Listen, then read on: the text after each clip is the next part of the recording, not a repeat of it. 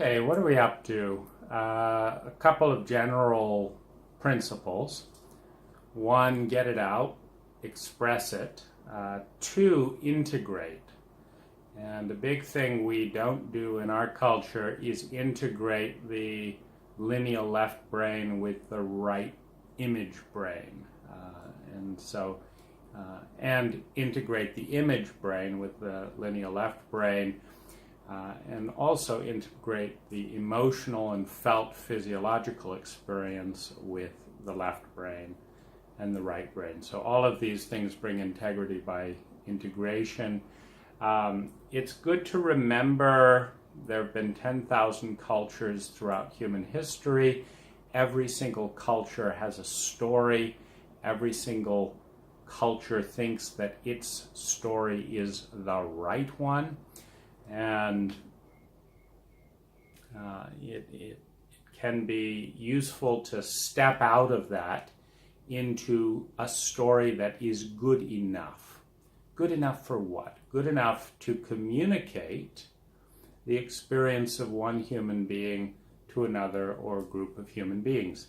If the story in pictures, in felt experience, in mirror neurons, in language, in all kinds of shared cultural frameworks is good enough to communicate useful data, then it's good enough to be the working model, the working paradigm. And so that's my larger context for all of these things. And I see things multidimensionally and geometrically in my mind. I feel profoundly alone in human terms with a great deal of what I see and sense. And so my job is to transform these multidimensional shapes into something, in this case, two-dimensional or a few-dimensional, that makes sense, that has some correlation to language, to things here. So with that in mind, this is working with a couple of different shapes or things that don't entirely intersect, but each gives illumination to a certain part of the experience, so I like it. The first thing that I want to start with, and we're moving towards this multidimensional object that's been the most impactful object of my adult life from a couple of different angles. And if you think of a multifaceted gem, if the gem is very small, you can see it from all different sides almost simultaneously. But if the gem is enormously large, and you get into such a big zoom relative to the object, it's every little facet and approach gives you another piece of the gem. But you can never experience the whole object simultaneously. More accurately, the ego, the self, this is me, this is the rest of the universe, can never experience that simultaneously. And so part of the challenge is to communicate it from multiple different angles. So one thing that I think is valuable to understand as an angle is the responsibility of invocation, the impact of invocation and conception, and bringing a third energy into being. And whenever you have a polarity, in other words, you take the totality and you divide it into a polarity, feminine and masculine, up and down, high and low, hot and cold. We're living in a polarity where all kinds of interconnected wholes are experienced with the illusion of the self and we can call it an illusion, we can call it a reality, whatever. The experience of the self, when you take consciousness and shrink it, see, you're watching the whole picture now. You can see this arm and this arm, you're watching the whole picture. But as soon as I give you a funnel where it's too small, you can no longer see the whole picture. See, now you've got to direct the funnel this way or this way. You can see this part of the face here, then you can see this face, and the smaller the funnel, the more important the focusing is. And see, when you have a big funnel, you've got the entire face in view simultaneously. You've got no time. You're processing the whole face in one simultaneous moment. And when you have a small funnel, you create the illusion of time as you move from here over to here. You see, the eyes are not in view at the same moment. And so when you have a self, a conscious identity that is so much smaller than the larger identity, one, it creates an experience of separation. Two, it creates an experience of time as this object, as a tiny lens moves its focus within a larger object, you can create a story. In fact, if the lens is so very, very microscopic that all you can see is a single atom at a time, you could have an entire universe of time created exploring this single pen, because we've got billions and billions of atoms in this pen.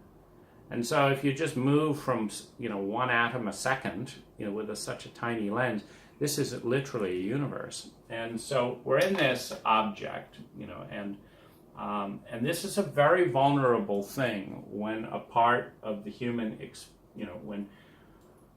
when the ego, the self, which is the lens through which reality is viewed, encounters an object that is dramatically bigger than itself, but that is affecting it, that is unregulated and out of control.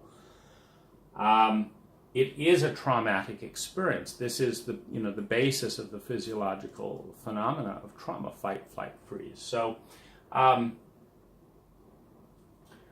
when we have a polarity, which is when you divide the whole into smaller parts, you create a polarity. You have this phenomena where when two or more are gathered in the polarity, you create a third energy. So there's me, there's you, and there is an energy that is formed between both of us that is potentially, it depends if there's a full meeting, but is potentially bigger than either of us. The third energy always has more potential. Just think of this in technical terms. The third energy always has more potential than either of the two energies that create it. The child has more potential than either of the two parents that created the child. The light has more potential than the wire, the battery, the light bulb that gives birth to the light.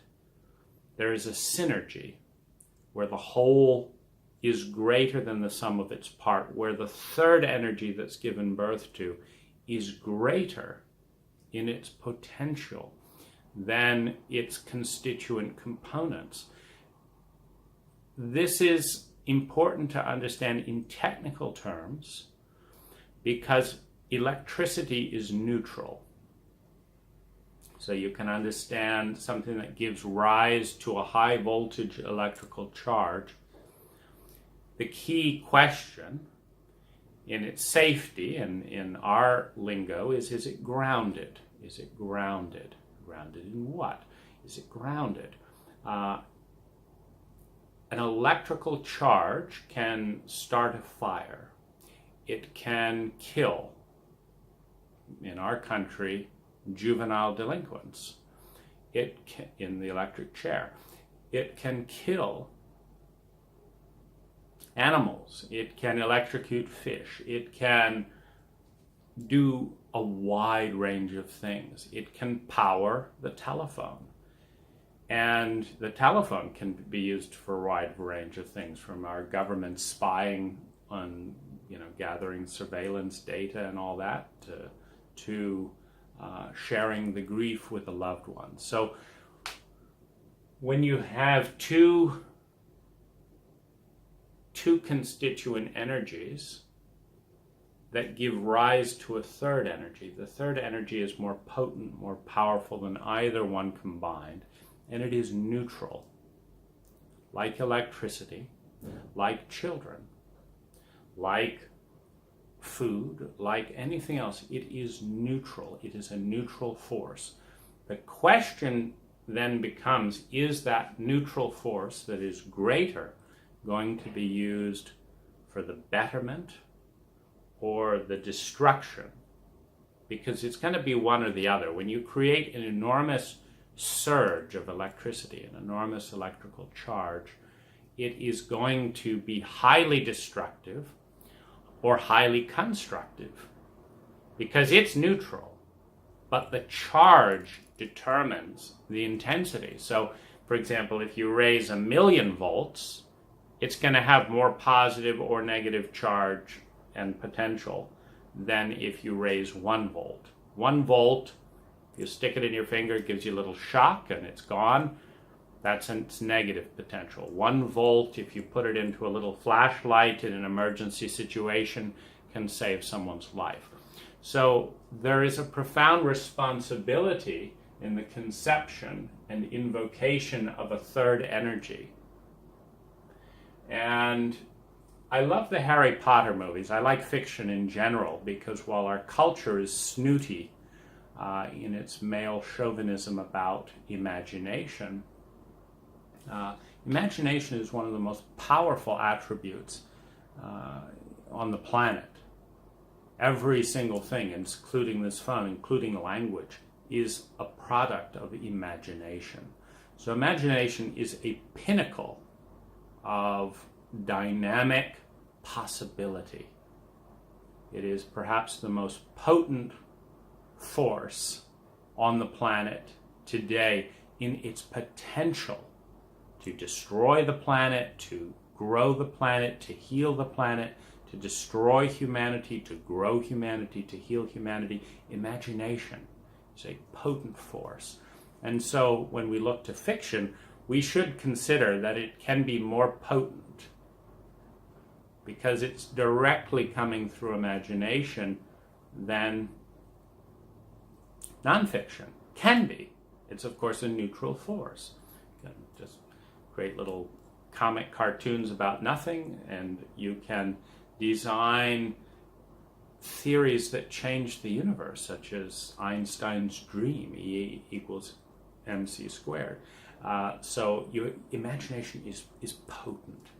And so I love Harry Potter because sometimes you can see there's hints. I mean, every author that's vain tends to say, I did that, I imagined that, I created that. But the true artists always know it's about letting something else in. Where is it coming from? Where is it coming from? You see, it's coming from outside the set. We have this little lens that is the ego, and almost everything important in the universe is outside the lens. It's outside the circle. You know, this is such a tiny circle, so everything that comes from outside of us, from beyond us, is bigger than us. And the most creative, whether it's Einstein or J.K. Rowling, etc., the most creative artists always know that their greatest gift, their greatest strength, is the ability to blur the line, to give little dashes so that their sense of self is not so solid that none of the light, that none of the complexity of reality can penetrate the myopia of the limited concept of self, of the limited concept of culture, of the limited self-image, the limited structure of the ego. And so the great artists always have this feeling of witnessing, wow, that's what he did?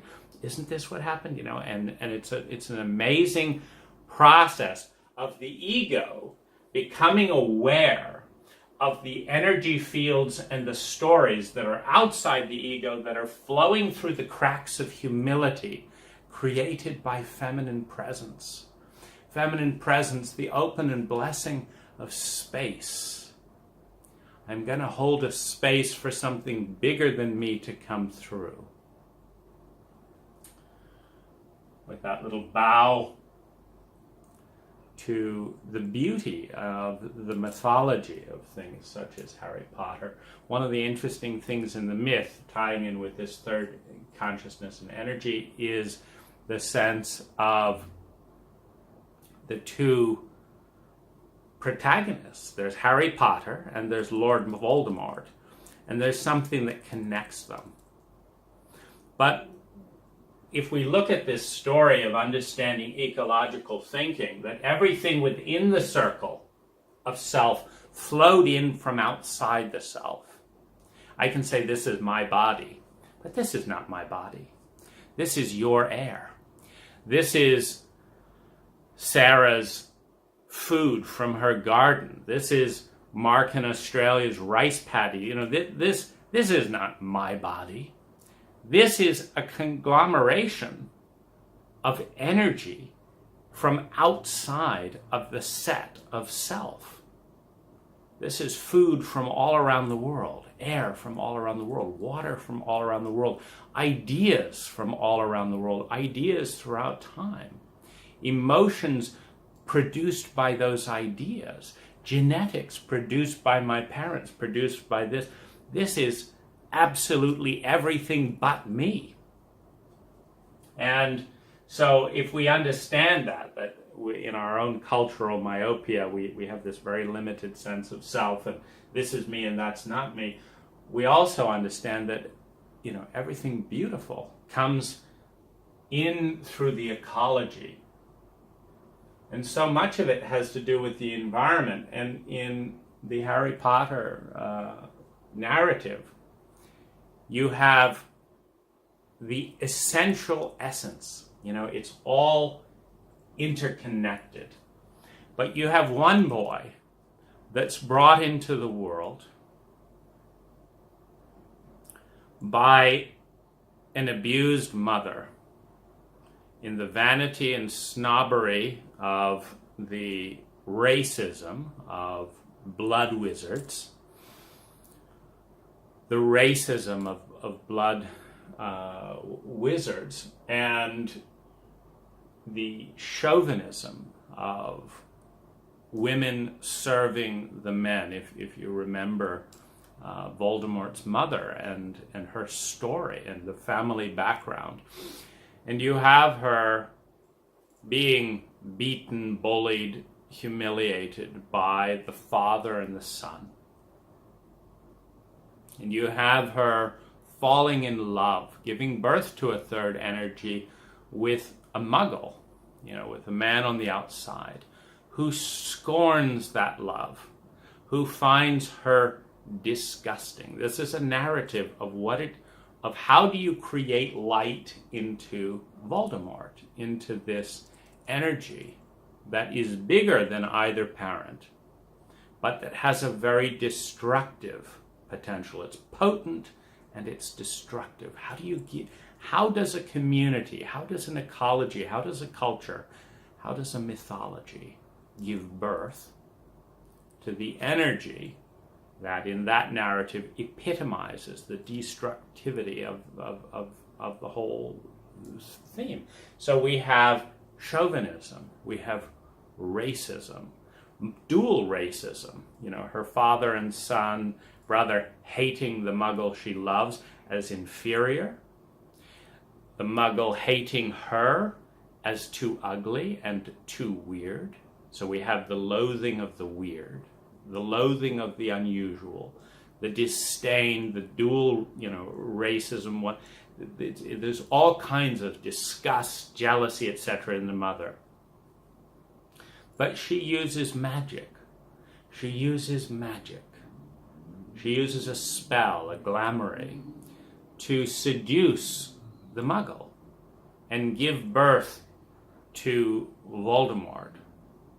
But because she wants more than just magic love, she feels lonely. She feels lonely that he doesn't love her because of who she is. She doesn't love her because of who she is. He loves her because of the spell. And so she removes the spell. And he is disgusted with her and leaves her immediately and leaves the boy.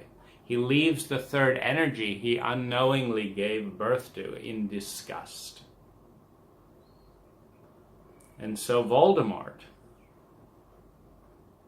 is the third energy that erupts out of racism, trickery, disgust, financial bigotry, manipulation, longing that is brutally rejected, the feminine that is dishonored, a father that abandons the third energy and wants nothing to do with him. And so the identity of Voldemort coming aware of itself and learning the story, learning that he was unwanted, unloved, unhonored, but having some of the magic. See, this leads to profound states of loneliness, shame. And when you have a potent energy that is twisted with all of these things, you have the hurt that's been given to him passing on to the culture. Now, we love to play these little games in our culture that, in a variety of ways, the way we do it is by, for example, materialism and non-materialism, in that chauvinism, the chauvinism that dishonors the emotion and honors the thing. So we can have, in a materialistic chauvinistic culture, a young boy growing up with lots of money, lots of trinkets, lots of private schooling, who's considered privileged and has very good parents, because the whole culture conspires to mask the toxicity of the emotional web in that household. Why? Because emotions are feminine, emotions are therefore inferior and taboo, so who cares what the emotional web is like in that household, as long as he's driving a Porsche and she looks good and this and that and the other. So the culture then can say, well, how is it that this person comes out this way and this other person comes out this other way when they both had the same thing? When, and of course, it's never the same thing, because either the face of the self is different in the individual. Some people are more feminine, while in a culture that dishonors the feminine, that the one that is more feminine will be more hurt by the identical culture. You see, so it's never, a equal type of situation as we compare children and this and that, the past, the histories. They're all essentially the same light and energy coming in. It's all the same phenomena of two polar energies giving rise to a third energy that has powerful potential to be both destructive and integrative, depending on the paradigm of what is destructive and integrative. But anyway, we have the birth of evil in a young child who, after being bullied and stuff in the orphanage and and getting the whole message of inferiority, learns that he can hurt other children, and does, and starts a process that is very human, for revenge, for seeking equality, feeling, that that love is not strong and solid enough to be there. And even, Dumbledore doesn't focus on loving Voldemort. He says, we will teach your left brain spells. If you want to come, we'll teach your left brain spells. We're not going to teach you love. We're not going to love you. We're not going to cultivate that, because even in the Harry Potter movie, it's a very Western style education system, where we go through the entire curriculum without a single hour on human emotions. So we have that, and then we have Harry Potter, energy born out of the third energy, same culture, this and that, but it's a different story. He has a different narrative. He has the narrative of the mother who sacrificed her life to protect him from harm, and the father who sacrificed his life to protect Harry Potter and his mother from harm. So Harry Potter is the third energy that is honored by both parents. Both parents are able and willing to give up their life to protect and honor the potential of the third energy they've given birth to. And so we have these two then polarities, the face of self that has been betrayed and dishonored by culture and parents and orphanage and the whole thing, and shamed, that has potency. And then you have the face of self that has been sacrificed to be protected, that the power structures were willing to take the hit in order that the boy might live. This is a very potent myth, because in every myth there are truths. And what we're dealing with is the geometry and the chemistry of energy. Geometry, the chemistry of energy, because it gives birth to that transcendent positive force. Because going into this diagram, we have two states that are bigger than the ego. We design our cultures to keep us within our comfort zone. Our comfort zone is looking at things that are so much smaller than us that we feel comfortable. So lunch fits very nicely into the concept of self, and wardrobe fits very nicely into the concept of self, and reading a book fits very nicely into the concept of self, and making a better mousetrap fits very nicely into the concept of self. So, and watching Jerry Seinfeld fits very nicely into the concept of self, and watching Mr. Bean feels very nicely, and these little objects are so pleasant because they're so tiny, they're so minute, that even in the minuteness of our self, they feel comfortably small. There's no threat from watching a sitcom. What threatens the sense of self, the identity, are two profound polar forces in a dualistic paradigm. One is the horror, the pain, the loneliness of trauma. And the other is the transcendent beauty created by the DMT in the pineal gland, in the hypothalamus, the dreaming and imagination in the frontal lobes that combine to create a sense of being a part of something dramatically and greatly more than ourselves. This is ecstasy, ecstasis. It is transcendence. It is the softening and the blurring of the boundary of self in a sense of beauty that opens up far bigger, and we know ourselves. We know a self outside the normal bounds of our limited ego lens. and for a moment we hear the symphony.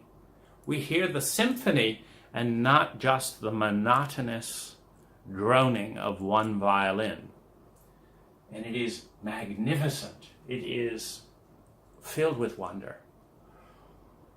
Now, the problem with childhood abuse is because, as you can see, everything horrific, the death of the individual, the horror of the individual, the destruction of the individual, and the transcendence of the individual both lie outside of the ego's very flimsy boundary of this is me, this isn't me. It's just a mental game, but it's an important mental game in understanding our impact, our boundaries, and so everything important on the horrific side and the beautiful side is outside this sense of self.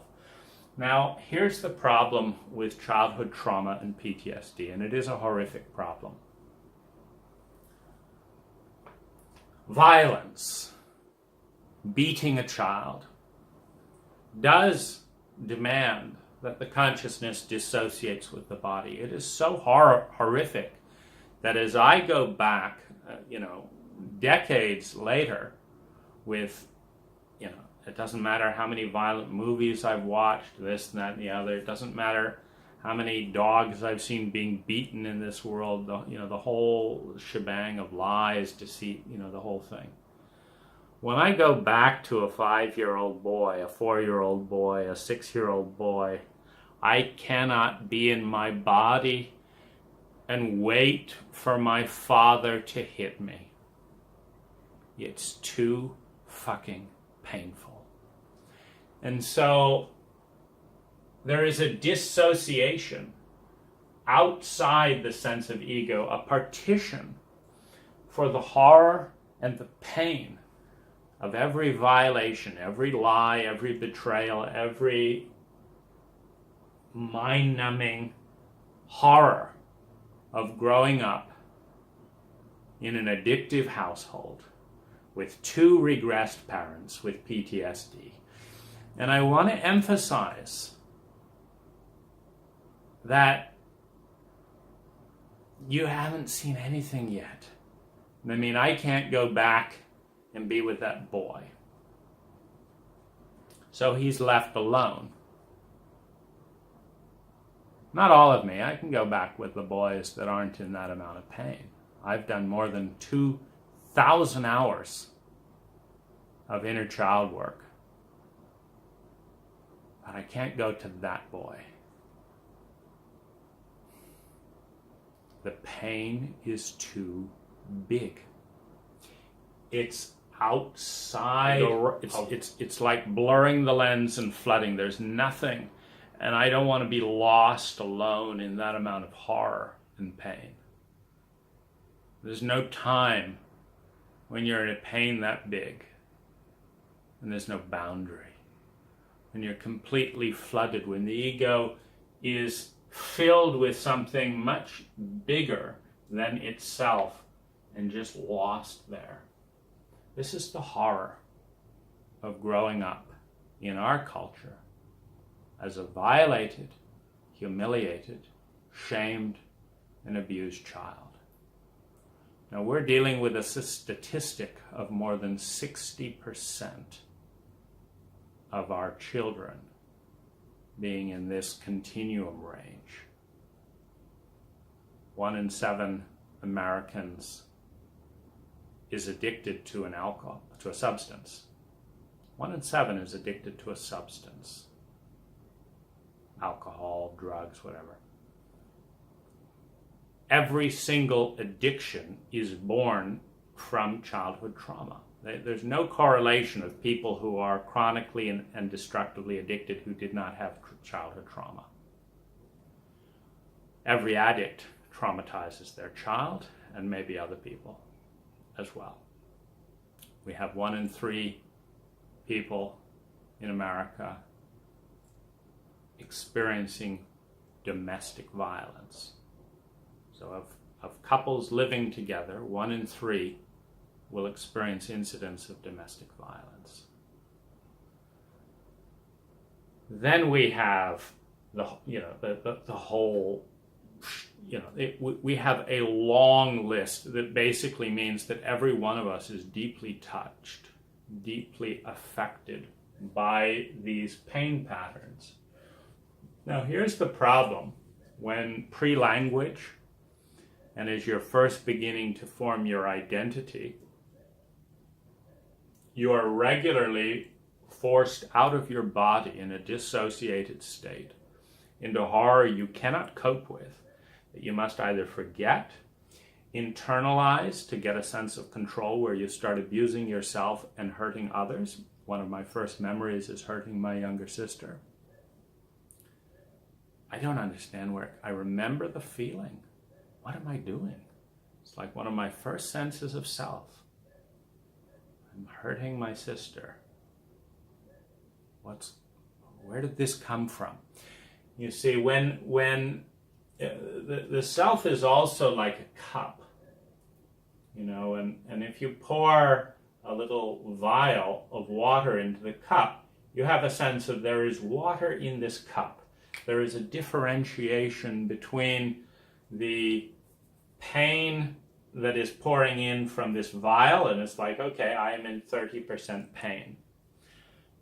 But when an ocean pours into this cup, and you've got 97,000 gallons and counting of pain pouring into this cup, you no longer have this feeling that I am a cup with some pain in it. You have the feeling I am pain. I've never known anything but pain. It's here. It's beyond me. It's in me. It's out of me. I cannot look anywhere without feeling this pain. And this is what leads to addiction, because this is trauma. This is the difference between I have some pain sometimes about something, and I'm in so much pain that I can't look at that pain without being flooded with a lens that takes me into a timeless horror. And this is someone who will do anything to avoid that horror.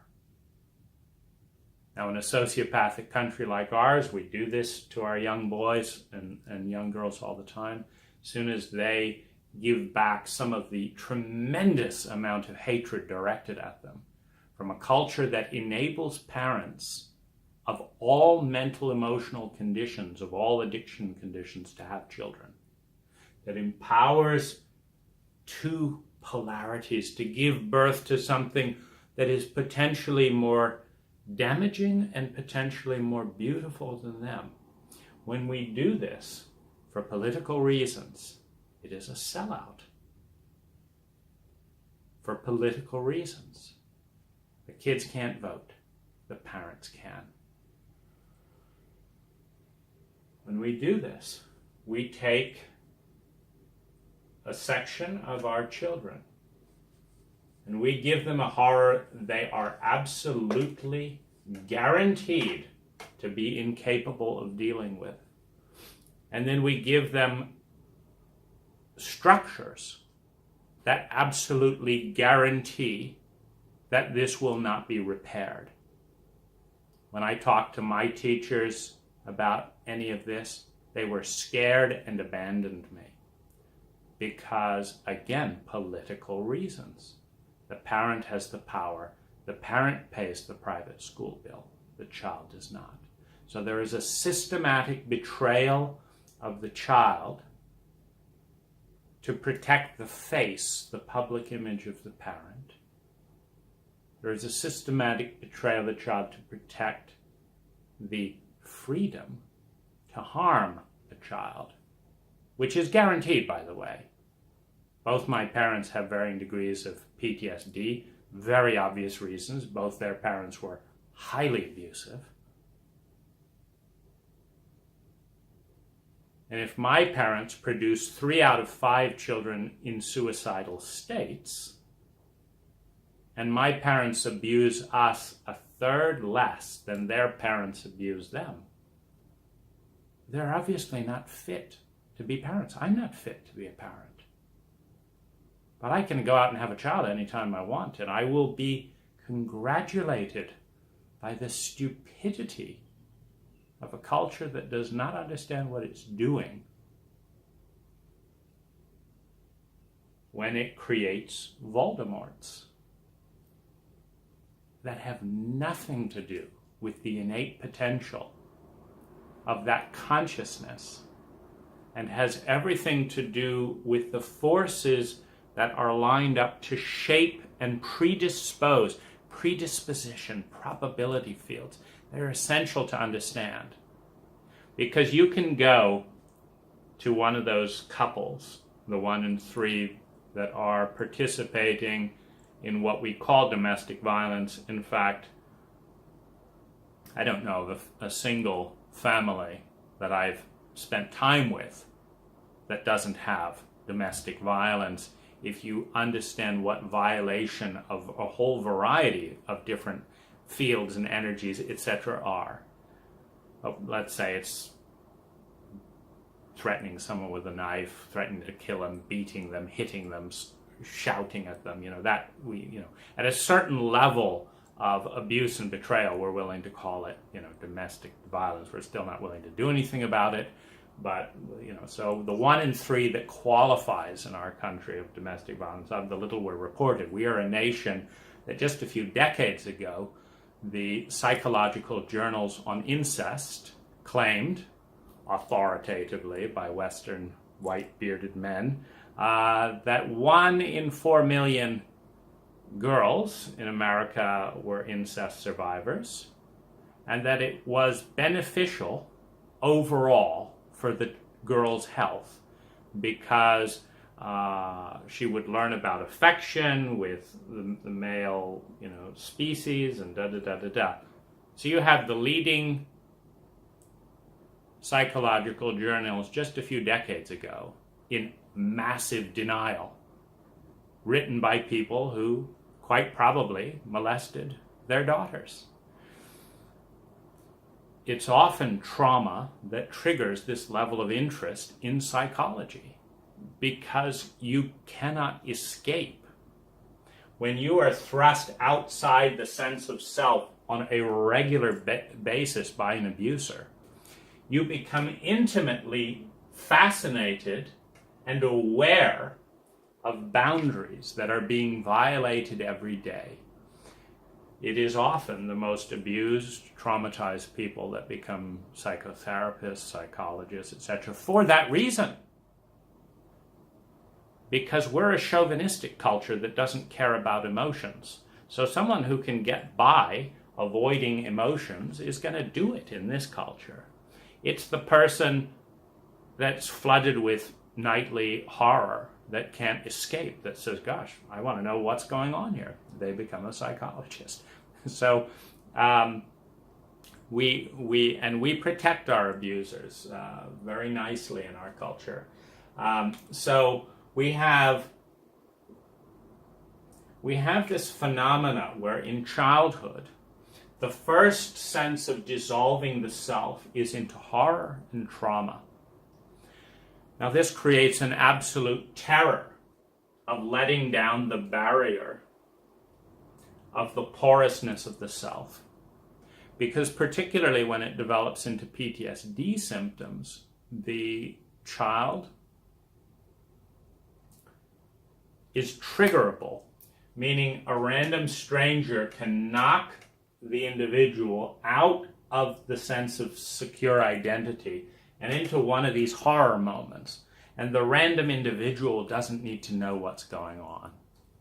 Just think a backfiring muffler and a Vietnam veteran. Someone doesn't want to get their muffler repaired.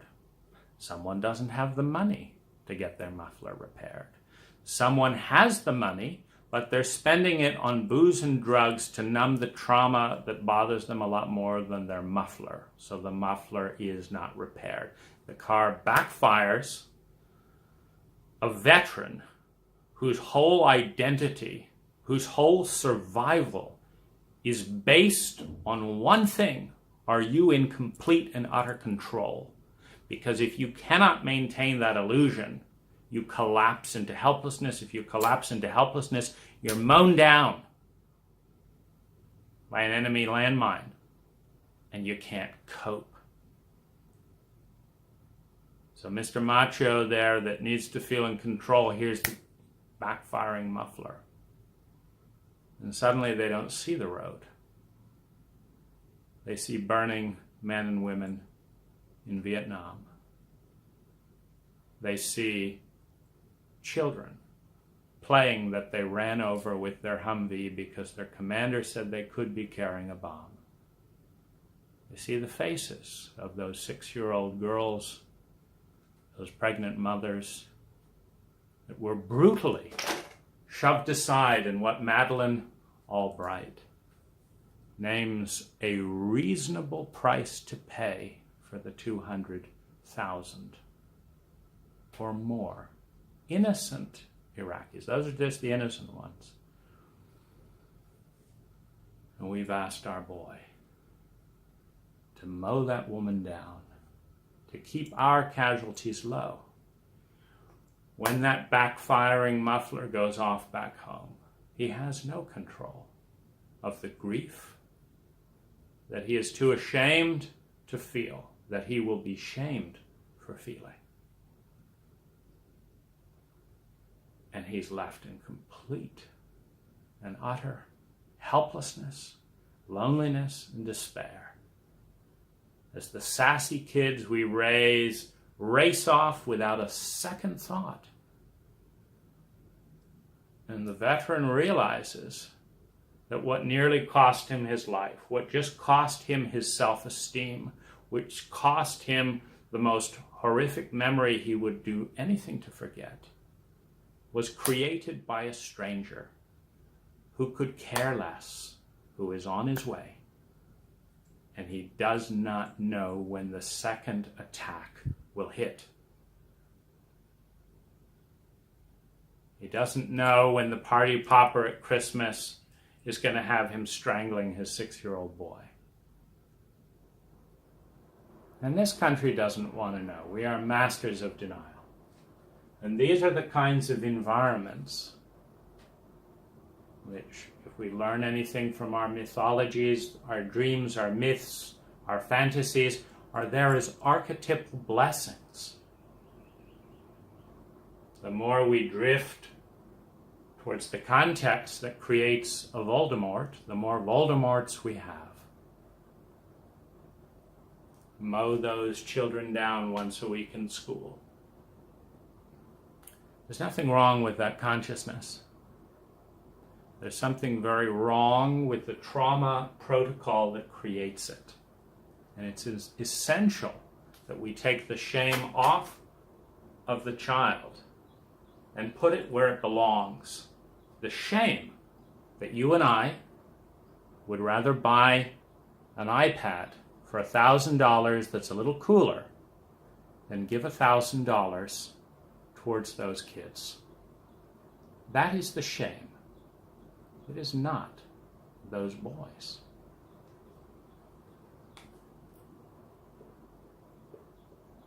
When the ecstasis, when the area outside the self is filled with too many dissociated pockets of horror, it's like filling a landscape with landmines. There are still landmines going off in Asia, planted by our country. And there are still children with their limbs blowing off because we have not removed them. And it is a metaphor. The landmines of violation, shame, and abuse planted in our young men and women remain in the ecosphere outside the narrowly defined sense of conscious self. And when that individual moves towards that most human and profound and spiritual experience that is sacred, the transcendence, the beauty, the ineffable that dissolves the sense of self to remember a deep code, a deep truth, that there is nothing in me that did not come from outside of me. that I do not do anything but to myself. There is just this flimsy sense of ego between me and the entire ecology of which I am a part. This most profound awakenings. Joseph Campbell talks about it in one of the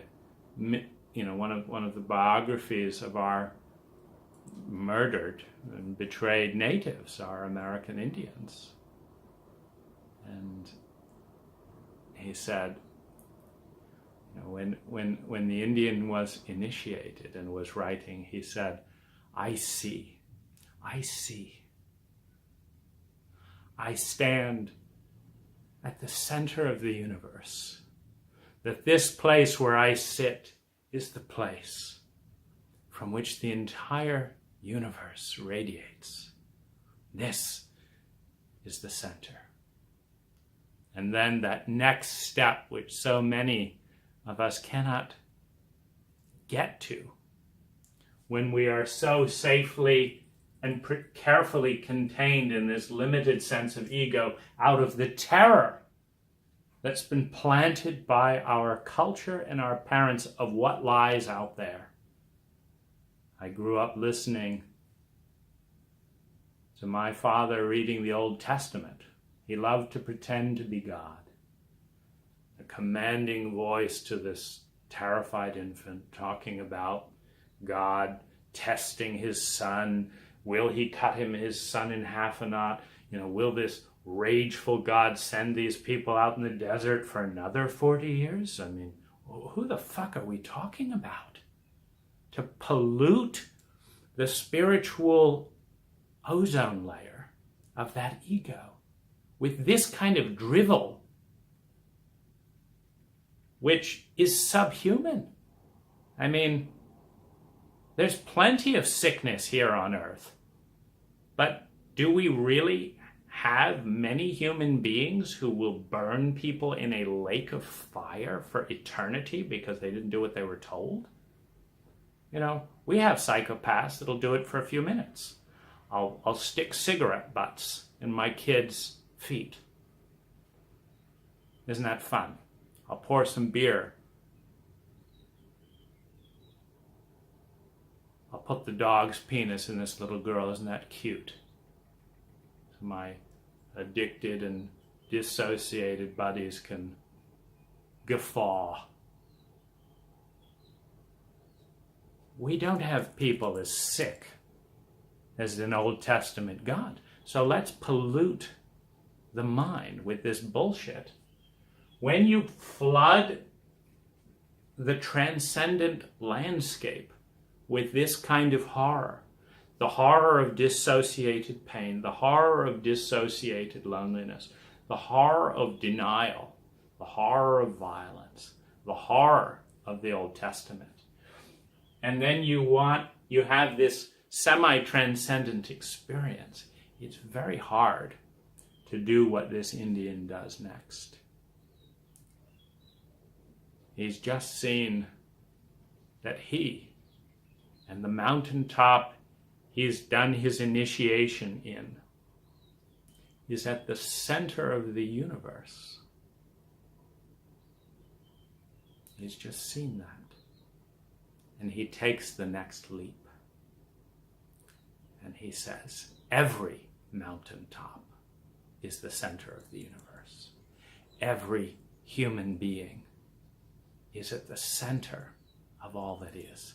This is that last leap going from, I've found Christianity and I'm going to kill everyone because they're the wrong religion and da-da-da, and they're conflicting this, and if it's me, it can't be anyone else. You see, the child that is stuck in the prison created by the horror of this level of spiritual and emotional malnutrition, emotional illiteracy, and pain and horror cannot go out and do the last leap. So when they find their little shred of transcendent beauty in themselves, they will mow down other people who seem to threaten it. They can't go outside of the boundary and complete the equation. That if I'm at the center of everything, so are you. That if the Goddess principle exists in me, it exists in you also. And I must honor you like I honor myself. It's too big a leap for people in this kind of pain.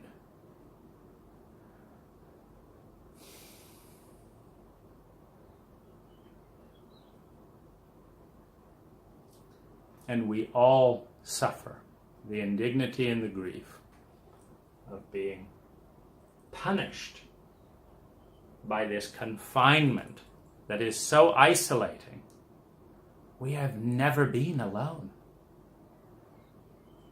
And yet the way that we feel, the way that I've felt my entire life, is that no one, not one human being, has been there in those moments. Not one human being on this planet will take a stand to go out into these pockets of horror and help a 6-year-old boy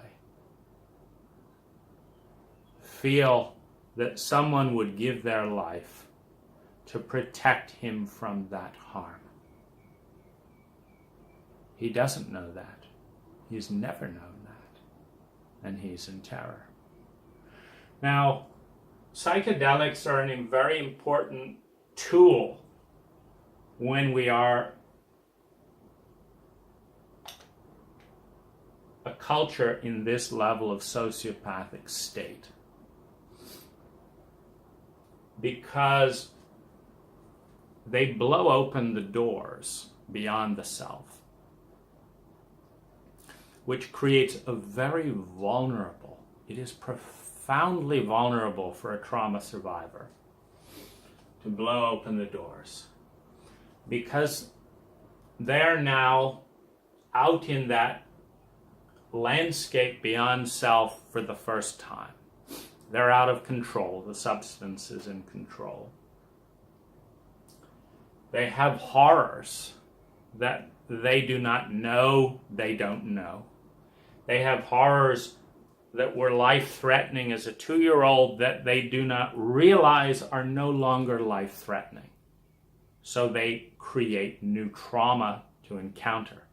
The elephant that grows up with the string around its hoof doesn't break the string when they're 30 times more powerful, because they never knew that they've grown. It's the same string, and they don't challenge it. This is very delicate work. And when you go outside of the sense of self, you have got to know what trauma is. You've got to know its biology. You've got to know its origin. You've got to know what shame is. You've got to know it's not your fault that your government cares less about you as an infant than it does about your parents' vote. That your parents care less about your health prospects than they do of looking like the appropriate nuclear family. That your parents need to addictively give you their shame and pain rather than take the hit to get help to protect you when they don't know where to go in an emotionally illiterate culture that shames men for having feelings, let alone being desperate in need. And every single man dealing with trauma or PTSD is in desperate need. I cannot tell you the number of women that have spoken with hatred at the desperation of need that they experience in men. No man can stay psychologically whole and ask a woman desperately for a need he has no choice but to have, and to be met with the shame, with the scorn, and with the hatred of women who have had their own feminine side so violated by this chauvinistic culture that the only thing they can do is externalize the self-loathing towards their own femininity, towards the femininity they were not expecting and never wanted to meet in that man.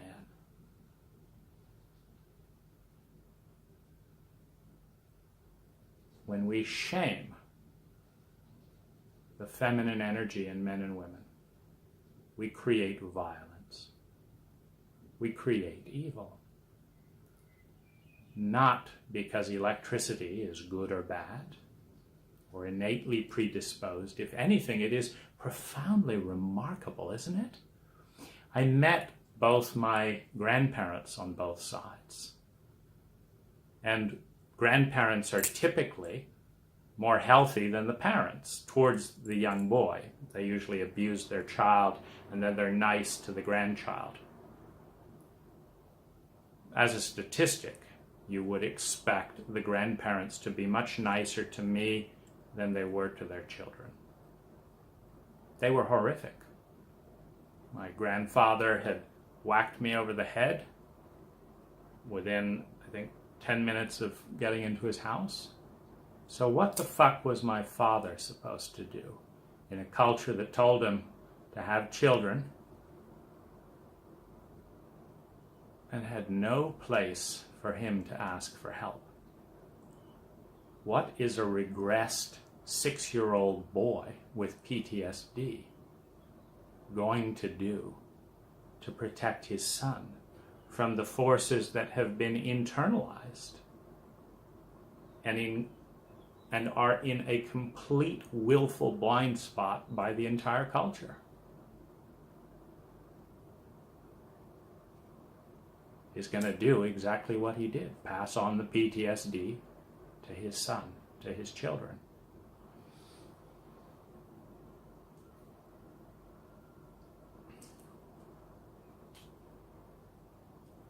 When ecstasy comes later in transcendent meditation, in altered states of sexuality, it is profoundly vulnerable. The helplessness, the uncertainty, the fear, the smallness that is triggered when you go outside of self, and you've been out there many times because both parents were willing to sell you out for their own coping mechanisms, for their own addictions. They were both willing to sell you out, so you've been out there many times, and every time you felt alone and abandoned. But now you want to grow. You want to move from being a human animal to human being. You want to access rights that our ancestors, our peoples, just 500 years ago had more access to than we do. The human right to be a human being, to be a spiritual being. You want to access that. So you do your meditation. And why is it so hard? It's so hard because you know what's waiting for you out there. Your, quote, monkey mind will distract you with every imaginable thought to protect you from a horror you haven't been trained to deal with. There's nothing wrong with you. You don't have ADHD. You have a traumatic coping mechanism in a culture that will do anything. The DSM-5, the Manual of Mental Emotional Disease, is up to 6,000 mental emotional diagnoses and counting without just looking at the human being. Well, they love writing their little pills and description. This is behavior dysfunction. This is aggressive detachment in order. What does it mean? It means you get aggressive when you come close. Let's not look at why. Let's not look at the fact that that doesn't happen in human healthy children, where parents don't hurt their children and teachers and older siblings don't hurt their children. This happens in an abusive, fucked up culture. Let's not look at that. Let's blame the child. You are sick. We're not sick. The fact that we're doctors and we probably experience the same thing and we'd rather put on white coats and have no feelings than deal with the reality we know exactly what's going on. We're not sick. There's nothing wrong with us. We're professionals. It's a joke on everyone. It's a joke on everyone. It requires profound sensitivity before catapulting anyone out into that ecstasis, which is why it is negligent for any relationship, therapeutic or psychedelic, to go into that state beyond ego without trauma literacy. And I've been spending hundreds of hours trying to find out what is trauma literacy. Bessel van der Kolk is your #1 location. It's amazing the BS he's had to go through just to put together a few drops in the bucket of what we need to know. But he's done it, bless his heart. Peter Levine's done some work. None of them are particularly perfect. I've been in correspondence with both of them, and the human limitations of our best trauma specialists, etc., are very notable. Keep in mind that in a healthy environment, that nature gives birth to 98 to 99.9% healthy seeds. I'm a gardener. You take care of a plant, give it the conditions it needs, and 98 to 99.9% of those seeds will germinate in good conditions. None of them will germinate in a desert, by the way. You can take one of those seed packets, guaranteed to have 99.9% germination. You can stick it out on a desert of salt land, let it bake there for a week, and not a single seed will germinate. But in a fucked up culture like ours, we'd have parents poking each of those seeds saying, why aren't you sprouting? Why aren't you doing this? Why aren't you being the next Mozart? Why aren't you doing this? Why aren't you doing that? Because the statistics do not favor those attributes in a poppy seed in a desert. How about that? Well, we don't want to hear that. Hurry up, work harder, do this, be like so-and-so. So-and-so's like, yes, so-and-so has different soil. So-and-so has learned to be sociopathic and put on a smile. That coping mechanism works well in their home. Doesn't work well in this home. As soon as I smile, you slap me over the face. So I have a different coping mechanism. Doesn't work as well. I don't want to hear that. Shut up. Stop being sassy. So it's negligent to go into that terrain, which is eye-opening, having spent $250,000 at a bare minimum on more than 30 practitioners, at a bare minimum. And not a single person used the word, did any kind of diagnosis, taught me anything. And I'm one of the lucky ones, remember? I went to Waldorf School. I can spend $250,000 and counting on personal growth and therapy. I can travel anywhere I want in the world. I can run my own business to manage trauma symptoms.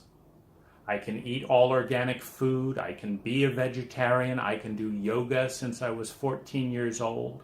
I can write tens of thousands of pages in my journal since I was 14 years old. I can visit this workshop. I can do stuff at Esalen. I can do all this. So what does that say for everyone else? I don't know. But that's alarming. That's alarming. If I've got it better than the vast majority of this demographic, it's alarming. So this is about doing something about that.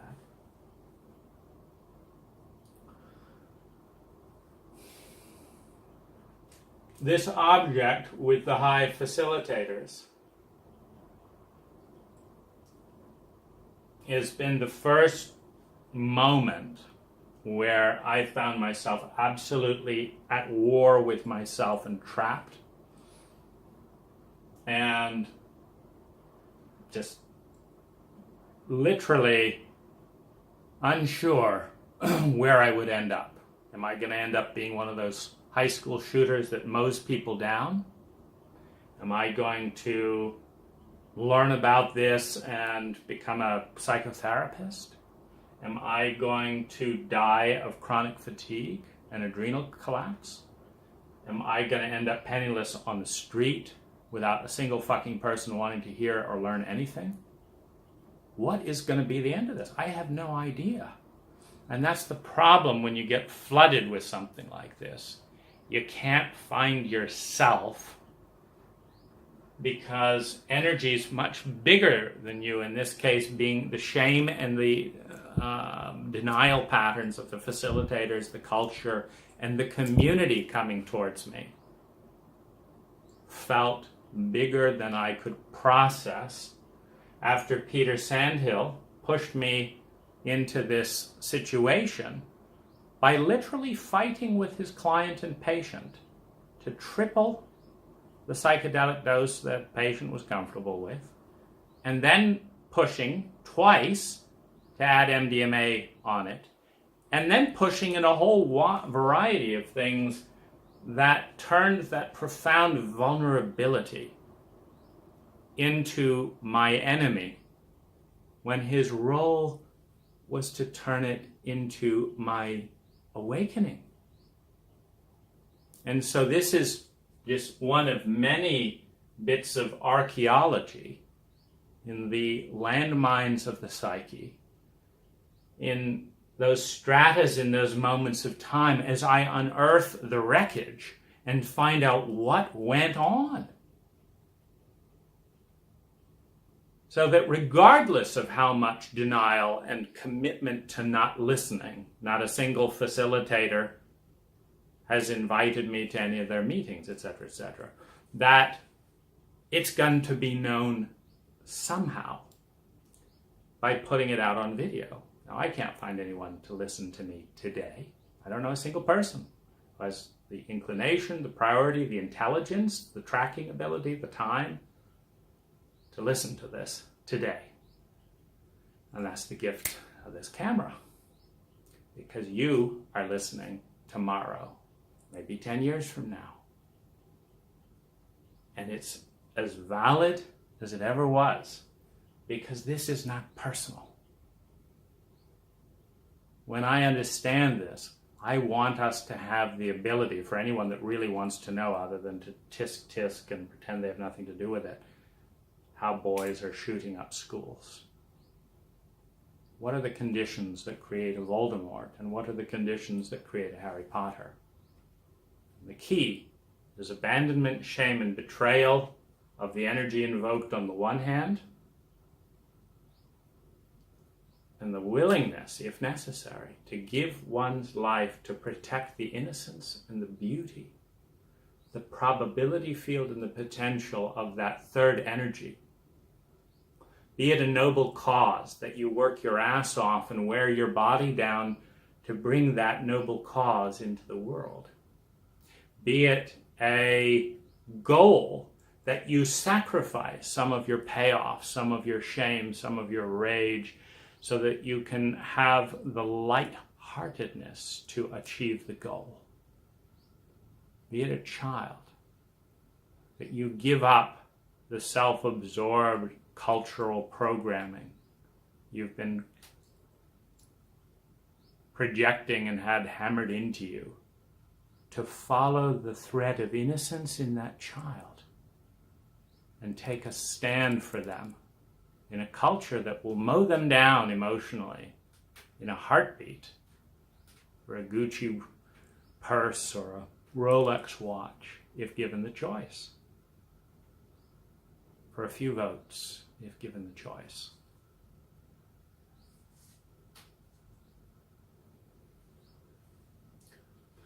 I want to talk about a clue. Clues of trauma. 1, it's not rational.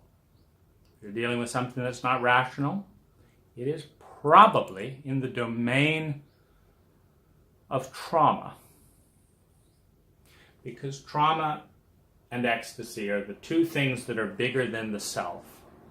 And rationality is the code that we create that makes sense to us. We don't diverge from that code, by and large, unless there is a force that is bigger than our sense of self in play. And trauma is the number one incursion of a force that feels bigger than we are. The force that floods. When we're dealing with rage that's this big, suddenly going to the gym on time doesn't seem very important. Suddenly stuffing ourselves with potato chips to see if that gets rid of it. Okay, that doesn't. Let me watch internet porn. Let's see. Okay, great. Somehow that shook it free. Now I am no longer flooded. I feel like I've got some control, but now the gym is late. I've gained another pound. I can barely make it to my meeting. But no one can understand this narrative. No one in this culture that is so committed to denying trauma can understand why it was imperative to eat those potato chips and skip the gym. Now, you cannot process a force that compels you to do something with overwhelming weight. You cannot deal with a literally 600-pound pressure pushing you this way that no one agrees to acknowledge. It's an agreement. We do not acknowledge trauma and its impact in our lives. We can talk about weather, we can talk this and that. We all have this agreement. You talk about the fact that you could not stop eating those potato chips, we'll shame you. We'll do this. We'll do anything but acknowledge the fact that there are emotional forces in play that we're all dealing with and we're all in denial around that are compelling completely rational behavior. But because we're in denial about trauma and childhood abuse and governmental abuse and we can't talk about why it's rational. So we have to pretend it's irrational. And so we all agree, and shucks, oh shucks, I don't know why, I guess I'm such an idiot. No, you're not an idiot. People cutting themselves with razor blades are not idiots. They are getting a sense of control that their abuser does not provide them with, that their school does not provide them with, that their parents do not provide them with, that their government don't provide them with, that not a single fucking person in their life provides them with. But when they cut themselves with a razor, they feel like a master, but they don't understand why it feels so good. And then this can traumatize them again in a culture of denial. So if it seems irrational, it's not irrational. But if your behavior or someone else's behavior seems irrational, nothing is irrational. Nothing. Absolutely nothing is irrational. The way science works in every other area except human emotions, which it's busy being irrational around, meaning scientists are not scientists when it comes to their own emotions. They are trauma survivors because you can't have a host of a theory practice the theory when they're themselves complicit in a whole host of denials. So the way science works is if light starts to bend like this, Einstein will develop a theory of gravity. In other words, we didn't know gravity existed, but it must exist to explain the bending light. You see, in real science, we're materialistic, so we're okay being real scientists when it comes to material stuff. But in real science, if there's a curvature in the light, the real scientist does not say, why is that light behaving irrationally? Doesn't shame the person who's observing it. Sometimes they do. There's political wars in science. But by and large, they say, okay, are you getting that over in University of Madagascar over there? You're getting that over in Peru? Okay. We're all seeing the same thing. Okay. The universe doesn't behave irrationally. Therefore, there is a phenomenon we don't know about. Now, what could it be? And hypotheses are put forward until they are tested and they work. In this case, light bends with gravity. If the gravitation is strong enough, if the distance is great enough, etc., etc. So, we then understand that. Now, we do not do this with relationships and emotion. We're snobs. Emotions don't matter. They're feminine, right? So, we watch a whole nation going fat, and we pretend that they want to get. We pretend that people sit around thinking, well, let's see, would I like to be fat or would I like to be slender? That's a tough one. Let's be fat. I'll waddle more. I'll feel more uncomfortable. I won't be as attractive. I'll have to spend more money eating food. My medical bills will go up through the roof. And that's just the kind of life I want to live.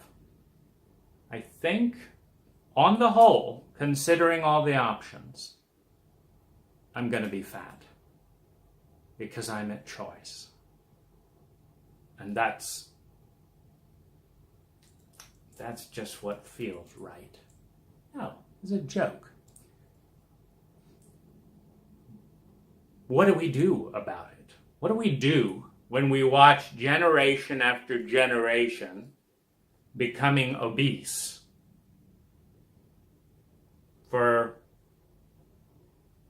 And the common practical, just do this, doesn't work. Stop doing that, doesn't work. Do we invent a gravitational pull? I.e., do we acknowledge that trauma is having an influence that is bigger than willpower in a number of these cases, and that they're going to need help overcoming the trauma before they're comfortable living in their own body? Do we stretch to be that intelligence? Or do we continue our myopic stupidity of shame and just see what happens?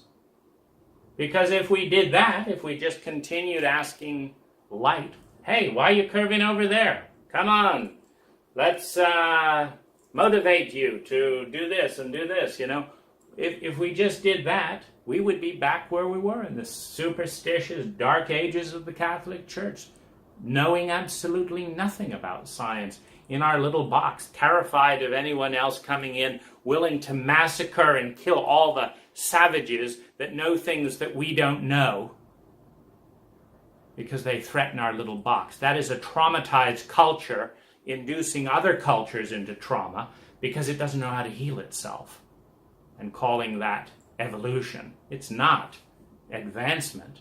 This is an emotional virus that is going around the world. And it's called trauma. Gary Slutkin is doing brilliant work in examining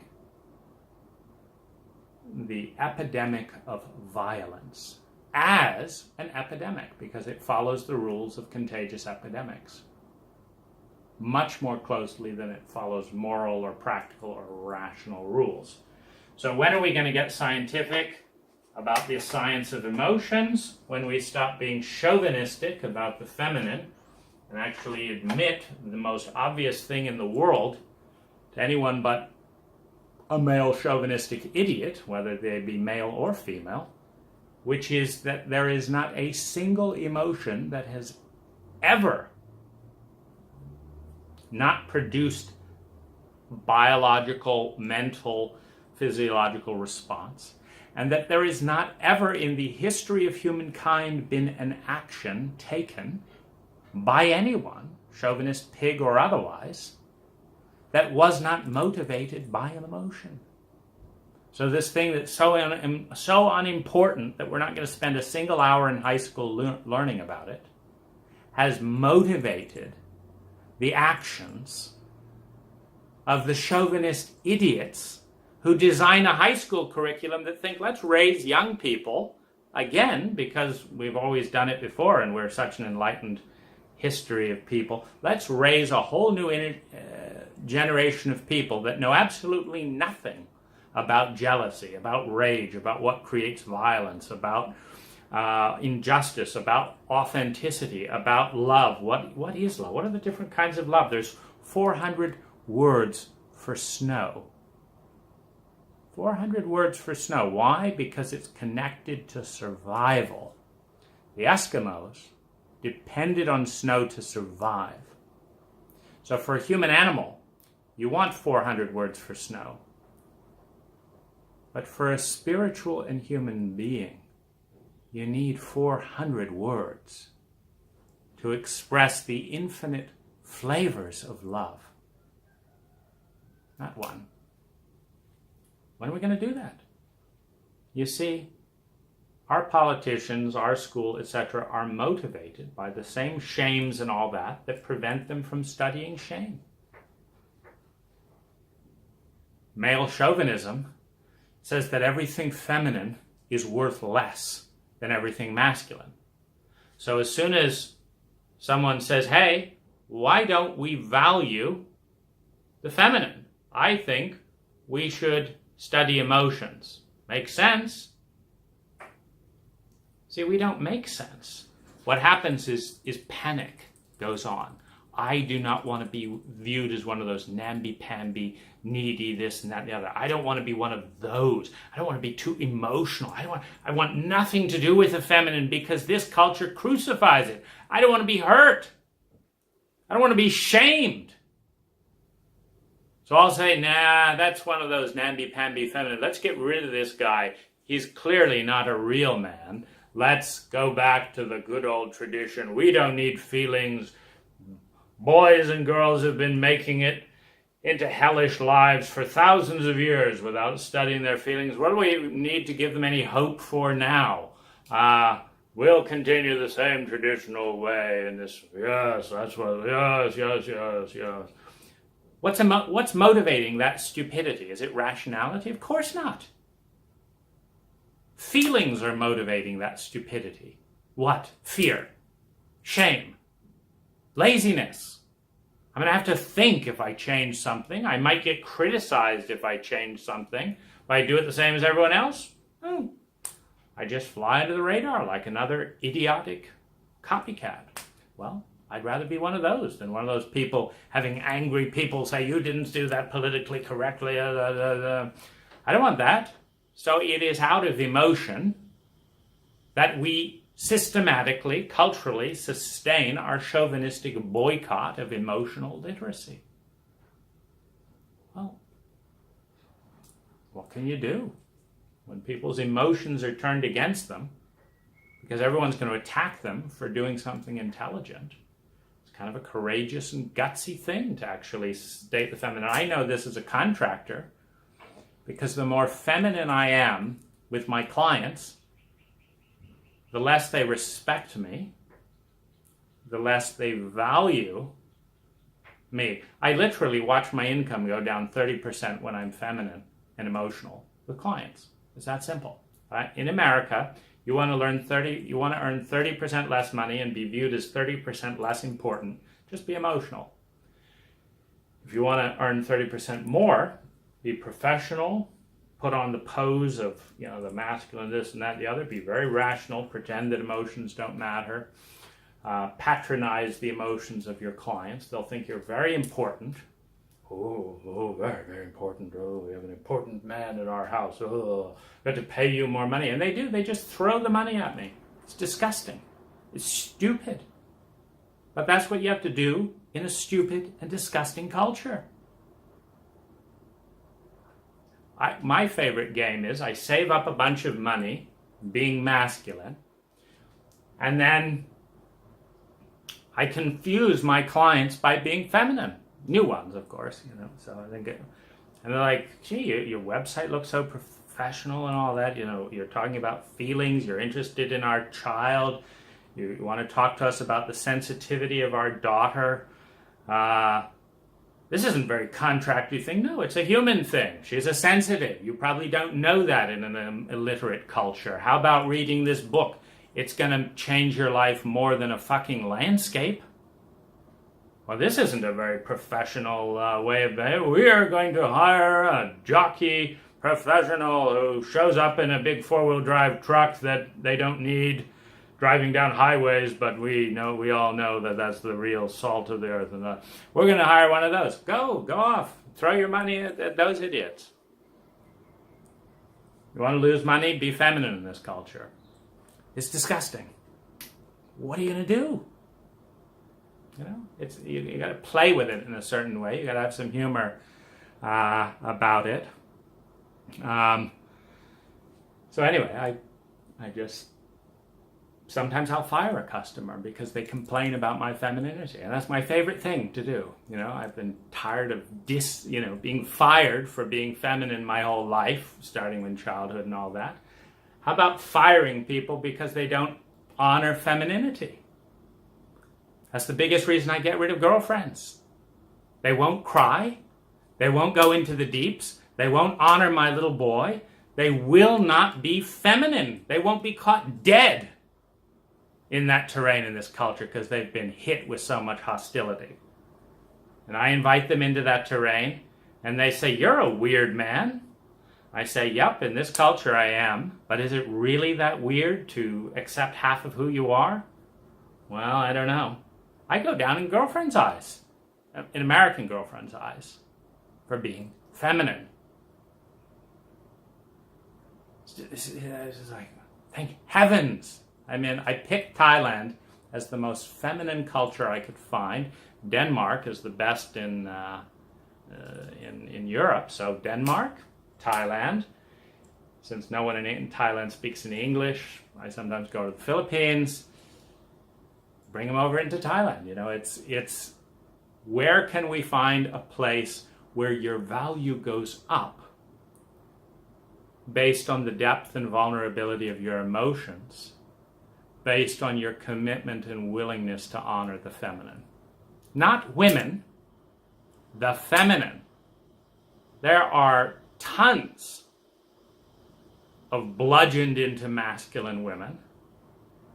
It's honoring the feminine in men and in women. And you don't have a dual standard.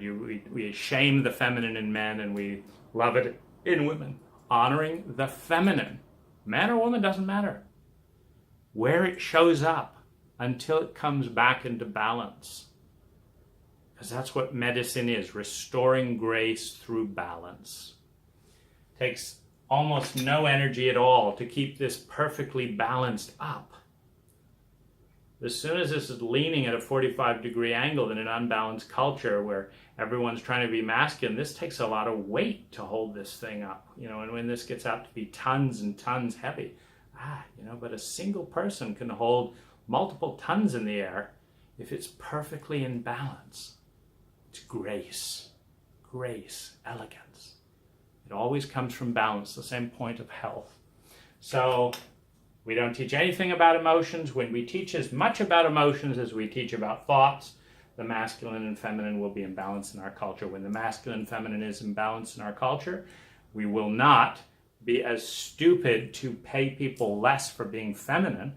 We will thank them for bringing half of the polarity to the table that exists in men and women. So we got onto trauma. What seems irrational is in fact rational, but if it seems irrational, meaning you don't understand it, which is not surprising in a traumatic, illiterate culture, that's the place to look for trauma.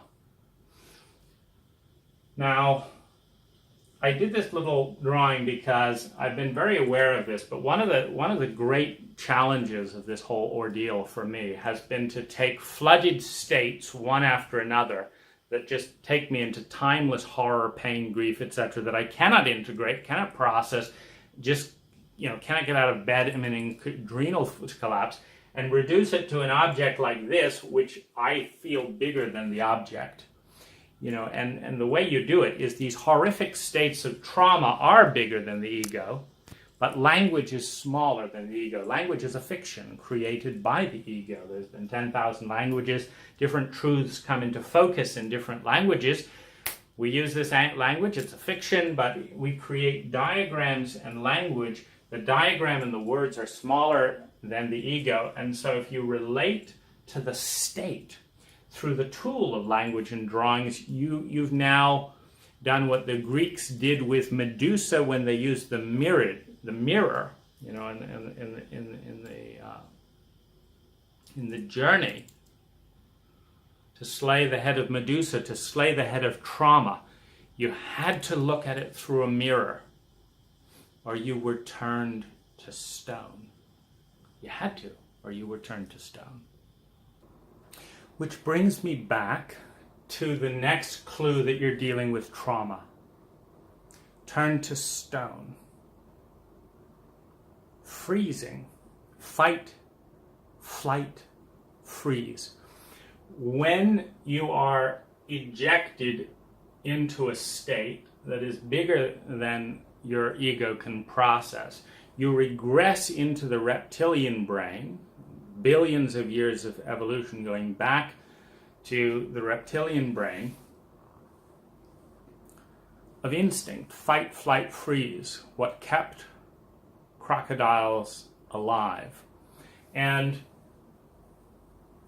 when you are dealing with this, when you look in the mythology and you realize Medusa, a mythological character, that when you look at her head directly, not even in her eyes, you look at her head directly, the snakes are the clue of the reptilian brain. Medusa's head is woven with snakes. So you're dealing with a compelling archetypal figure that has to do with our reptilian heritage. You're dealing with trauma. When you look at Medusa, you get turned into stone, you freeze. So you have to look at her indirectly through a mirror. You cannot be in trauma and process trauma. It's bigger than the self. How do you process that? You can say, oh, that's a 4-inch by 6-inch screen. How do you process that when that's your state? When there's no time, when that's everything that you perceive? You get lost in there. You've got to look at the trauma indirectly. You've got to reshape it into something that was bigger than you. Now it's smaller than you.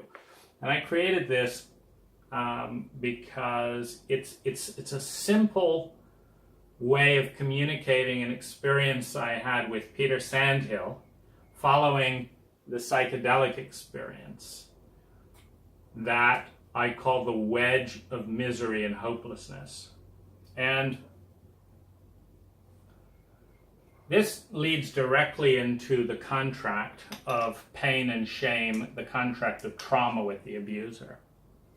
Basically, most of us experience the threat of or the reality of trauma. Shame is a trauma, by the way. As a mammalian species, if you are ejected from the tribe, you know innately that you cannot survive without the tribe. The lion always picks off the monkey that is not with the pack. The lion always picks off the gazelle that is too sick to run as fast or too young to run as fast as the herd. If you are disconnected from the tribe, it means at a deep biological level, certain death, which provides the basis of brainwashing that every culture has used in the more than 10,000 cultures that have existed, including our own, to get the majority of its population to all be normal, to conform to the most stupid and idiotic things. Now, to get the power of shame and trauma, you have to understand that there are young women today who feel shame, who feel terrified, who feel dirty, who feel unwanted because their clitoris has not been cut off with a rusty knife. That's the power of shame.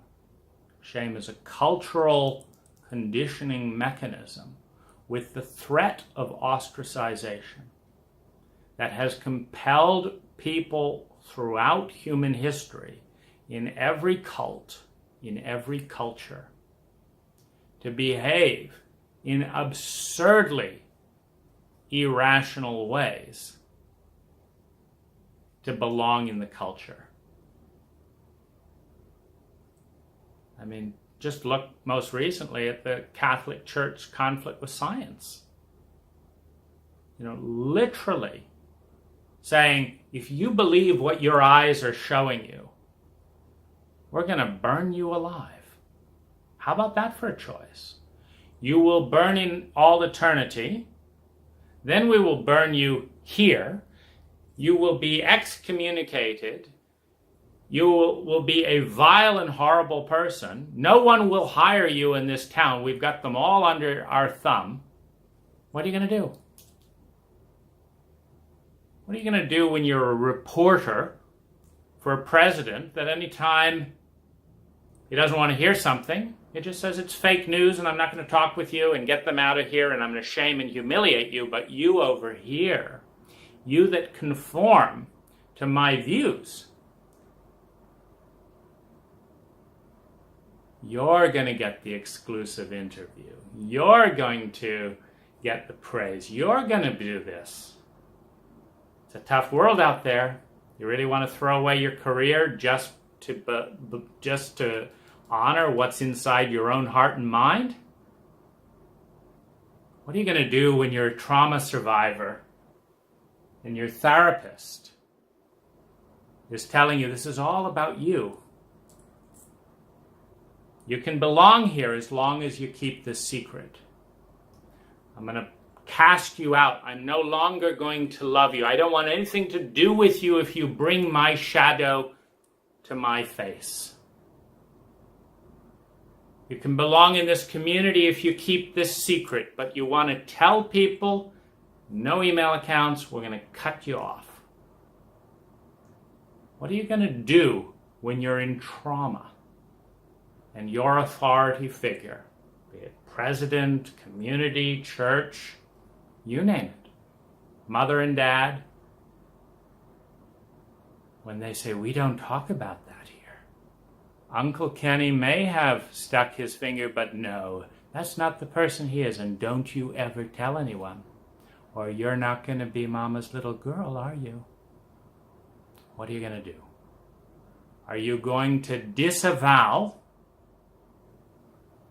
what your own eyes and your own ears and your own heart and your own body has felt to avoid the trauma and the shame of ostracization? Or are you going to take a stand?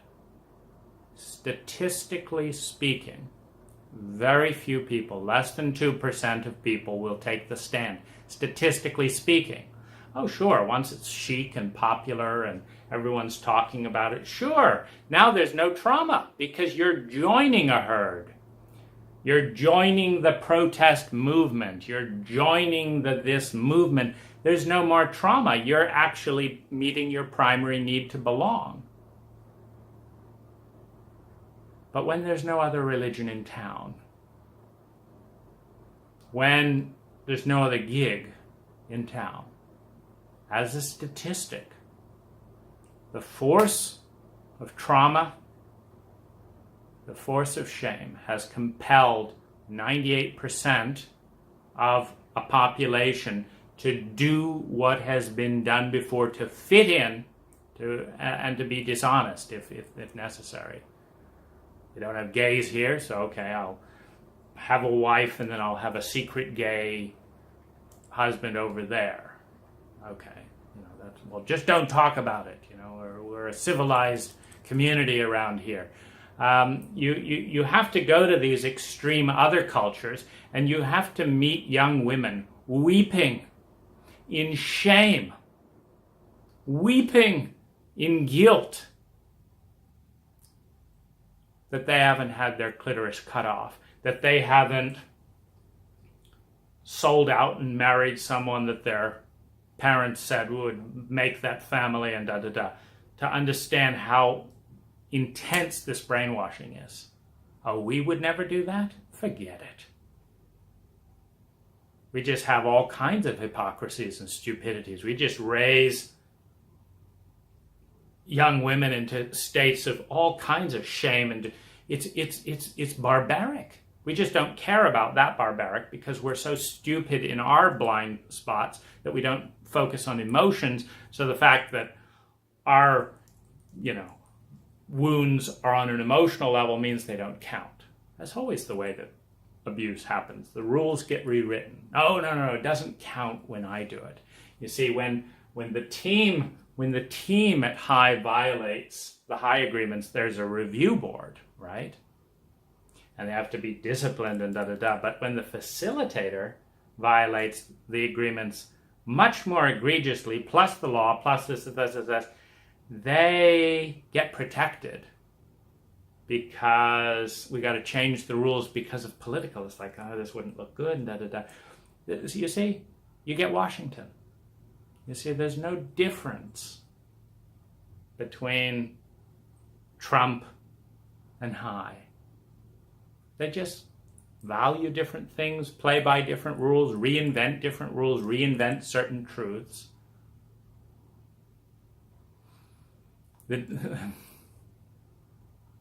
Trump is going to make America great again. High is going to create a world where everyone wins. Trump is going to get rid of the immigrant problem and da-da-da-da-da. High is going to love intimacy and sexuality. And then behind closed doors, we all do our coping mechanisms. We all do our coping mechanisms. Trump doesn't know how to think and deal with shame, and so anytime that comes up, he just pretends it doesn't happen. And apparently the facilitators do a similar game. But leading into this wedge of misery and hopelessness,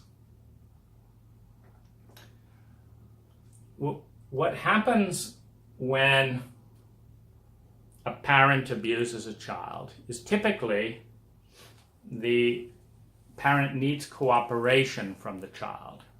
Now, if it's an incest or that kind of thing, one of the cooperations is you don't shame the family by telling anyone else. You take the hit so that this family can have honor. That's one of the contracts. Because if that child goes and tells the neighbors and they start gossiping in a trauma-illiterate, emotionally illiterate, barbaric, and profoundly ignorant culture, a little girl tells her best friend she has incest. She tells a parent this and that. And what happens? That little girl and her family get punished. The little girl gets punished. Her mom doesn't want the friends going over there. The little girl doesn't get any support. This is complete replication of the disease. This is how you replicate the most barbaric aspects of a culture. You do not support the person infected with the trauma. You don't give her any other choice, etc. The family is punished. Gossip goes up. Shame gets directed at the family. And the rage turns towards the little girl. And she has her whole life induced into these states where she knows this is why mom was beaten. She knows this is why they got a divorce. She knows that the entire family fell apart because of her. Because that is what the community and those family members, terrified and in trauma and shame of their own, will allow that little girl to feel and think. And in a culture where emotions don't matter because they're feminine, will we send in intelligent trauma therapists to teach that family? No. We're too busy spending $8 trillion in Iraq. Why would we possibly make money to heal a disease that is going to damage the economy in that family, damage the esteem and the health of that family and the children of that family for perhaps several generations? Why would we do that when we can just ostracize them and encourage dishonesty and lies. Why would we do that? And so the wedge of misery and hopelessness happens when abuse happens towards the child. The child has a healthy response. Stop doing this. Mom, this is happening. No, it's not. Don't say that about your father. Don't do this, don't do that. And or the little child sees mom and dad hitting each other and realizes that it's all her fault, that she cannot speak because these people don't know how to be adults. These people are sick and they don't know how to get well, and no one in this culture gives a damn. And so she, the 6-year-old little girl, is left dealing with this. And this creates the contract of shame with the abuser. I will not tell as long as you don't harm your mom and me, da da da da.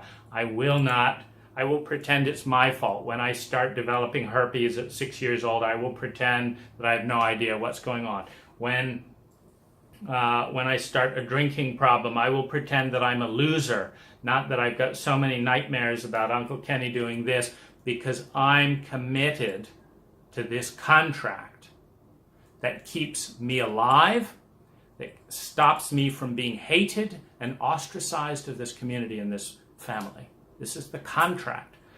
Now, these contracts are not nicely spelled out in writing for the most part. They are implicitly communicated. Now, sometimes the rapist and all that will say, if you do this, I'll kill you.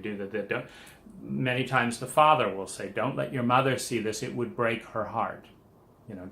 Just split the child in half instantly. She loves her mother and her father. Now she's splitting and cannot love either, because the father isn't loving himself by being honorable. The wife isn't loving herself enough to care and know the man. There's a whole, episode of back and forth stuff that it's just a nightmare to try and figure out for a child. And the little girl's placed in the middle. Sign here, and you can be our cute little girl in this fantasy world that doesn't exist, where you're an absolute horror, but that doesn't exist, but you can drink it away in the night, and that won't exist, because we won't look if you don't tell. Got it? Okay. Smile. Let's have the family photo. Okay, let's go to the beach. Let's do this. We're in denial. So what happens is, with the shame of massive abuse and the clear awareness that my life is on the line, the contract gets the contract of pain and shame becomes the equivalent of survival. Now, this contract, unless it gets torn up, is available for any other abuser to hook into from this point forward. Now, how can it be torn up when every time the child raises their hand to say, this didn't feel right, people say, don't you talk to your parents like that. Don't you talk about your parents. You are a lucky boy. You are an American. You did da-da-da-da-da-da-da-da. Okay. I'll pretend it doesn't exist. How about you over here? Could I talk about any of these feelings with you? I'm busy, child. I see. And you over here? Okay. Every single adult conspires to not look at the contract in a culture that has a contract with itself. I won't look at your abuse, you don't look at mine. I won't confront the government with its, insane levels of sociopathic behavior. I'm just dealing with that with my own girlfriend. Cannot visit me in my house without me hiring an assistant, an attorney, waiting 6 months, paying thousands of dollars for, what if I'm not in the rich camp? Well, that's actually why she's being persecuted.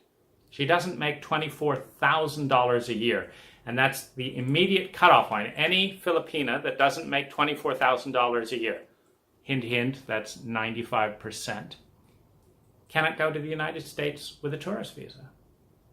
Why not? We're worried they'll stick around because after running the Philippines as a subdivision of the United States, for some time we left it in such crappy repair. We treated them so poorly that, the British did a better job with Hong Kong. Hong Kong has plenty of money to meet the financial bias and racism of the United States. But no, we managed this so poorly that you're all poor. And because you're poor, we don't want you taking any of ours, so you can't come. Well, could I put a bond up? No. It's completely sociopathic. What I need as a human being, what she needs is nothing. Who gives a shit? They're just feelings, right? We all care about money. We know what the game is. It's a joke. So we have the contract, we associate it with life. We don't know what the contract is because every time we try and talk about it, people get so angry that it's a new trauma. They start attacking and ostracizing. They basically shame and traumatize you for talking about the trauma contract. So you're then stuck with this thing you don't know is there, because if you knew it was there and realized how sick it was, you couldn't keep up the lie. And you've got to keep up the lie because this culture demands it. Now, the wedge of misery and hopelessness comes when, it emerged with Peter Sandhill. He's the therapist. He's the professional. He's the guide. He's making recommendations. He's the one being paid. So he's in the masculine pole. In any dynamic, there is a masculine and feminine pole. The speaker is masculine, the listener is feminine. We hate listeners because we hate the feminine. We hate listening because who wants to be worth less? We think the speaker is more valuable than the listener. We actually think that, which is why we interrupt each other and constantly compete to talk, because we don't want to be one of those loser listeners. Wouldn't it be lovely if there were more listeners? Because that's what we need. But we're not going to get it when anyone who listens is automatically devalued. And the talker, ooh, that was a good point. Ooh, that was articulate. Ooh, that was a nicely little witty remark there. Ooh. But what about, ooh, that was nicely listened to. Ooh, you didn't interrupt me there. Now that's top 2% listening. Ooh, they tracked that. That's 99.9% top listening. An award for you there. You felt something there. Wow, you felt something emotional in America. Amazing. You've got another 300% margin over average there. You are an incredible listener. It doesn't happen in America because biases are self-perpetuating. The same stupidity that stops us seeing that listening is not as important as talking stops us from seeing that that's a big deal, because we all know that speaking is more important than listening. And this, by the way, is I've experienced it my whole life. I get appreciated for speaking, not for listening. Women apologize to me for not being as articulate as me, when many times they are better listeners than me. And I could give a shit how articulate this and that. It's so beautiful to be heard sometimes, and that's their gift to me. But they don't know it because they've grown up in a culture that the feminine is devalued. So in this poll, masculine, feminine, Peter is saying you should take more drugs. Peter is saying this, that, the other.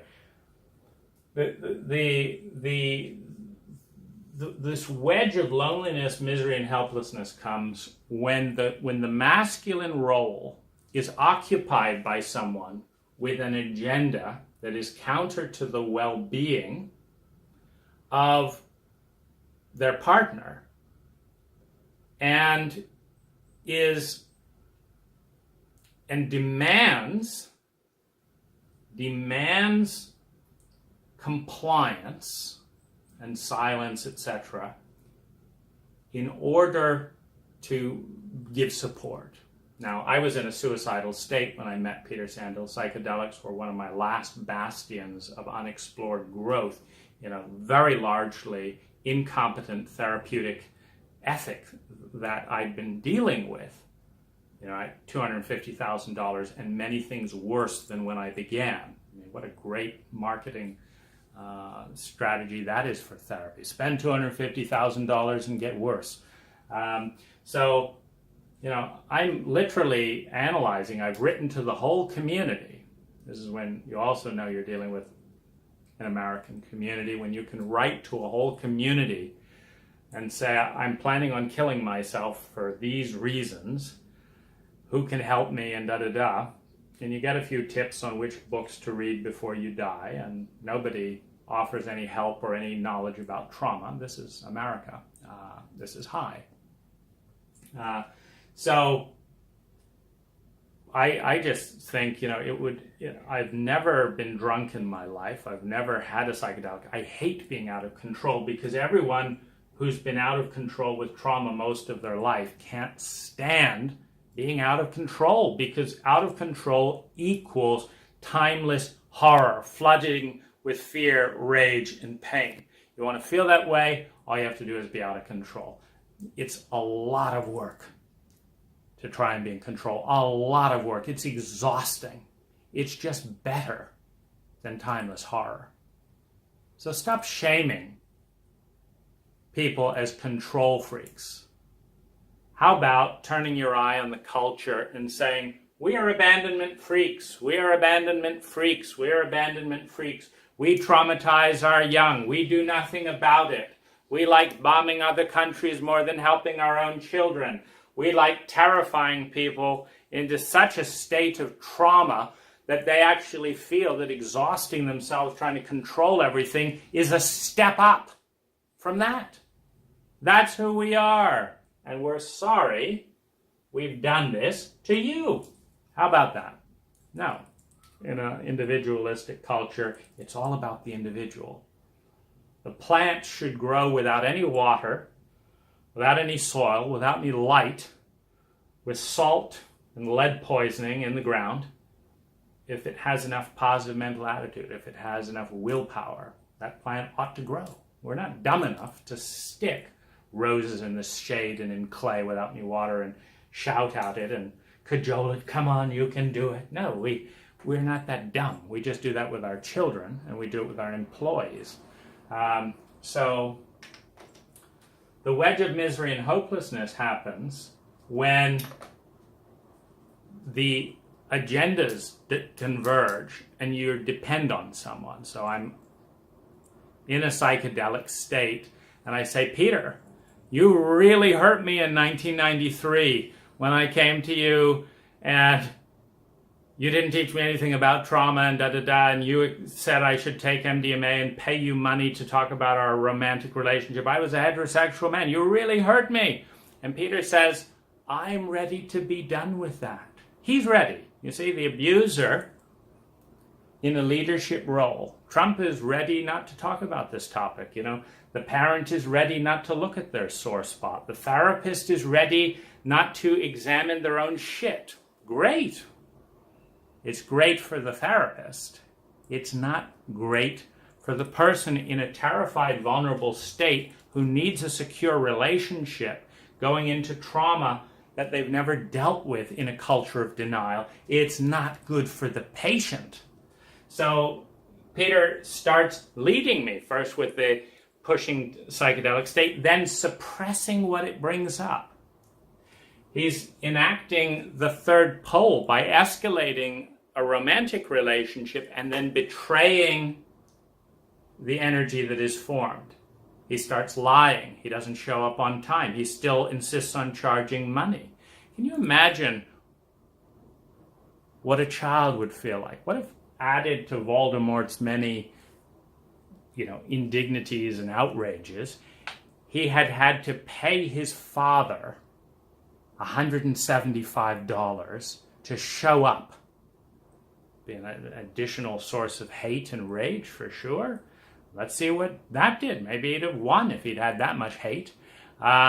You see, so what becomes very evident in the first hour of the session is that Peter will not and cannot look at his own shit. So if I want support, I have got to bury every unhealthy thing about Peter in the mud. Again, the whole point of the session is to see the abuser. But Peter is my abuser. And he so effectively buried the mud with words of love and all that in 1993 that I left 1993 with Peter feeling that it was my fault, something was wrong with me, and that Peter loved me. That's how effective Peter is with his very soothing voice. Like, oh, I really care about you. Just pay me $600. I think this is really good for you. I care about you. I'm here for you. We'll do MDMA together in my house. Just feel into it. See what's good for you. But I think this is a great idea. I'm here. You don't like how you're feeling? Well, I'm a wonderful person, but you have to deal with your own things. And it's like, it's such an effective pullover. Because we're so emotionally illiterate in this culture, you can't expect an American man to figure out that that's abuse. Not unless they have some psychological training. Well, I thought that's what therapists were doing. All the facilitators said, we recommend Peter Sandhill. He's wonderful at these things. And he said he was wonderful. And he still does. He says absolutely wonderful. So of course, do you want someone wonderful? Yes or no? See, this is how language gets turned against you. Me, the abusive son of a bitch who can't even admit my own shit and I'm going to charge you for it, am wonderful. Now, do you want someone wonderful? Or do you want someone who's full of shit? I think I want someone wonderful. Well, that's me. That's me. Hire me. Pay me money. I'm not licensed and all that, but pay me money. And I'm wonderful. Well, see, when you've been lied to this often in the childhood dynamic, you don't see it. You don't see what's going on. And so he's effectively pushing me into myself so that I have a choice. I have a choice to lie, to sublimate my truth and my needs to please my abuser. Now the payoff is I will not be cast out. I will not be cast out of the high community. I will not be cast out of Peter's nice warm tones of how wonderful he is. I will not be cast out. I will not be blamed. I will not be attacked as long as I make my abuser feel great. He's going to like me. He's not going to hurt me. I'm in the feminine pole of responding, following, opening up into psychedelics, opening up into emotions. Now, when my masculine tries to assert itself, Peter, I need help integrating this. He ignores it. When his masculine pipes up and says, Dane, you really need to take more psychedelics on your very first dose, I am more feminine than Peter. So when I ask for, I need this, he ignores it or blocks it or deflects. When he asks for the masculine, my feminine is more trusting, particularly on psychedelics. That's it. MDMA blocks your judgment inhibitors. Do not do MDMA with a stranger, period.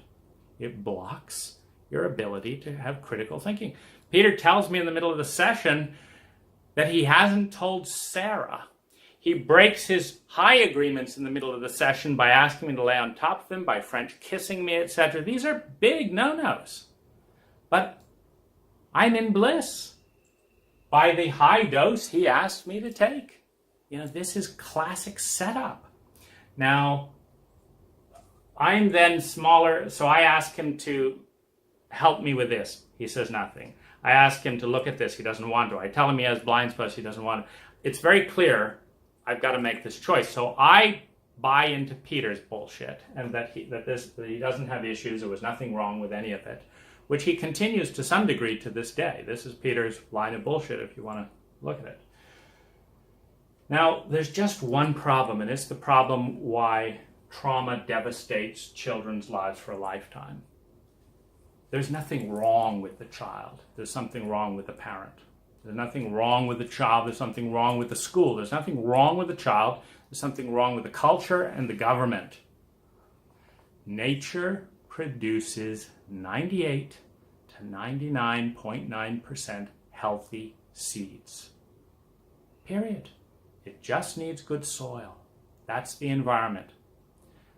Nothing wrong with the genetics and 99.9% of the kids born, etc. It's something wrong with the architecture of secrecy, shame contracts, intergenerational, this play out with this, the whole thing reenacting abuse that can't be talked about in a culturally shame taboo, mirage of what's going on. So the reg of misery and hopelessness comes when the parent, when the therapist says, I love you, and leads you down a darker and darker road. Now, a darker and darker road is a road into shame, a road into lies. Now, this is typically, it's not maliciously directed at the patient or the child. It's directed to protect the abuser. So as Peter pushes me into delusions of his own and out of truths of my own, I get more and more dark, and I carry more and more of Peter's shame. I feel like when I give him a gift and he doesn't even open it or say thank you for 2 weeks, and I say, how was it, whatever, and he says, stop bothering me about the gift. It's like, I prepared that gift with a great deal of beauty. See, this was goodness coming out. I prepared that with joy, with, etc. I would love to be given a gift like this, but you are pretending that you're too superior to honor me.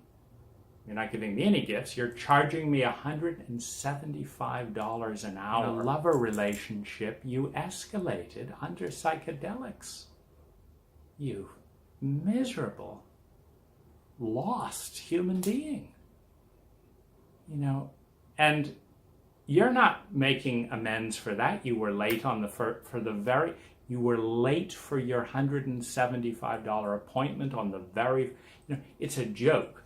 So, but he cannot own this. He cannot apologize. So I've got to take on, what's the equation? See, if I need someone, which you do when you go way out into a psychedelic state, and remember, we're into this place of ecstasy and horror, and it is your guide. You need someone there who is not having any agendas of their own, but to be of service. It is a profound honor, by the way. This can make or break a human being. One psychedelic session, and often in the Aboriginal and tribal histories, many cultures had one initiation. The Greek Eleusinian mysteries, one 9-day initiation, and then it's it. That is it for a lifetime. To open and remember the shadow, the echo that you are, and go out into the ecology of all that is, and remember that. So this is my moment. Never been drunk, etc. And you want someone who loves you enough to be a champion for your truth. And Peter promised in the most sincere ritualistic promise any man has ever made, to take a stand for my safety and well-being. But because he was in his own fog, his own delusions, he broke the promise before he even began. He broke the promise in the first hour when I said, you hurt me, and he deflected attention rather than owning and apologizing. You know, when someone says, you really hurt me, and you paid money to be hurt in a professional relationship,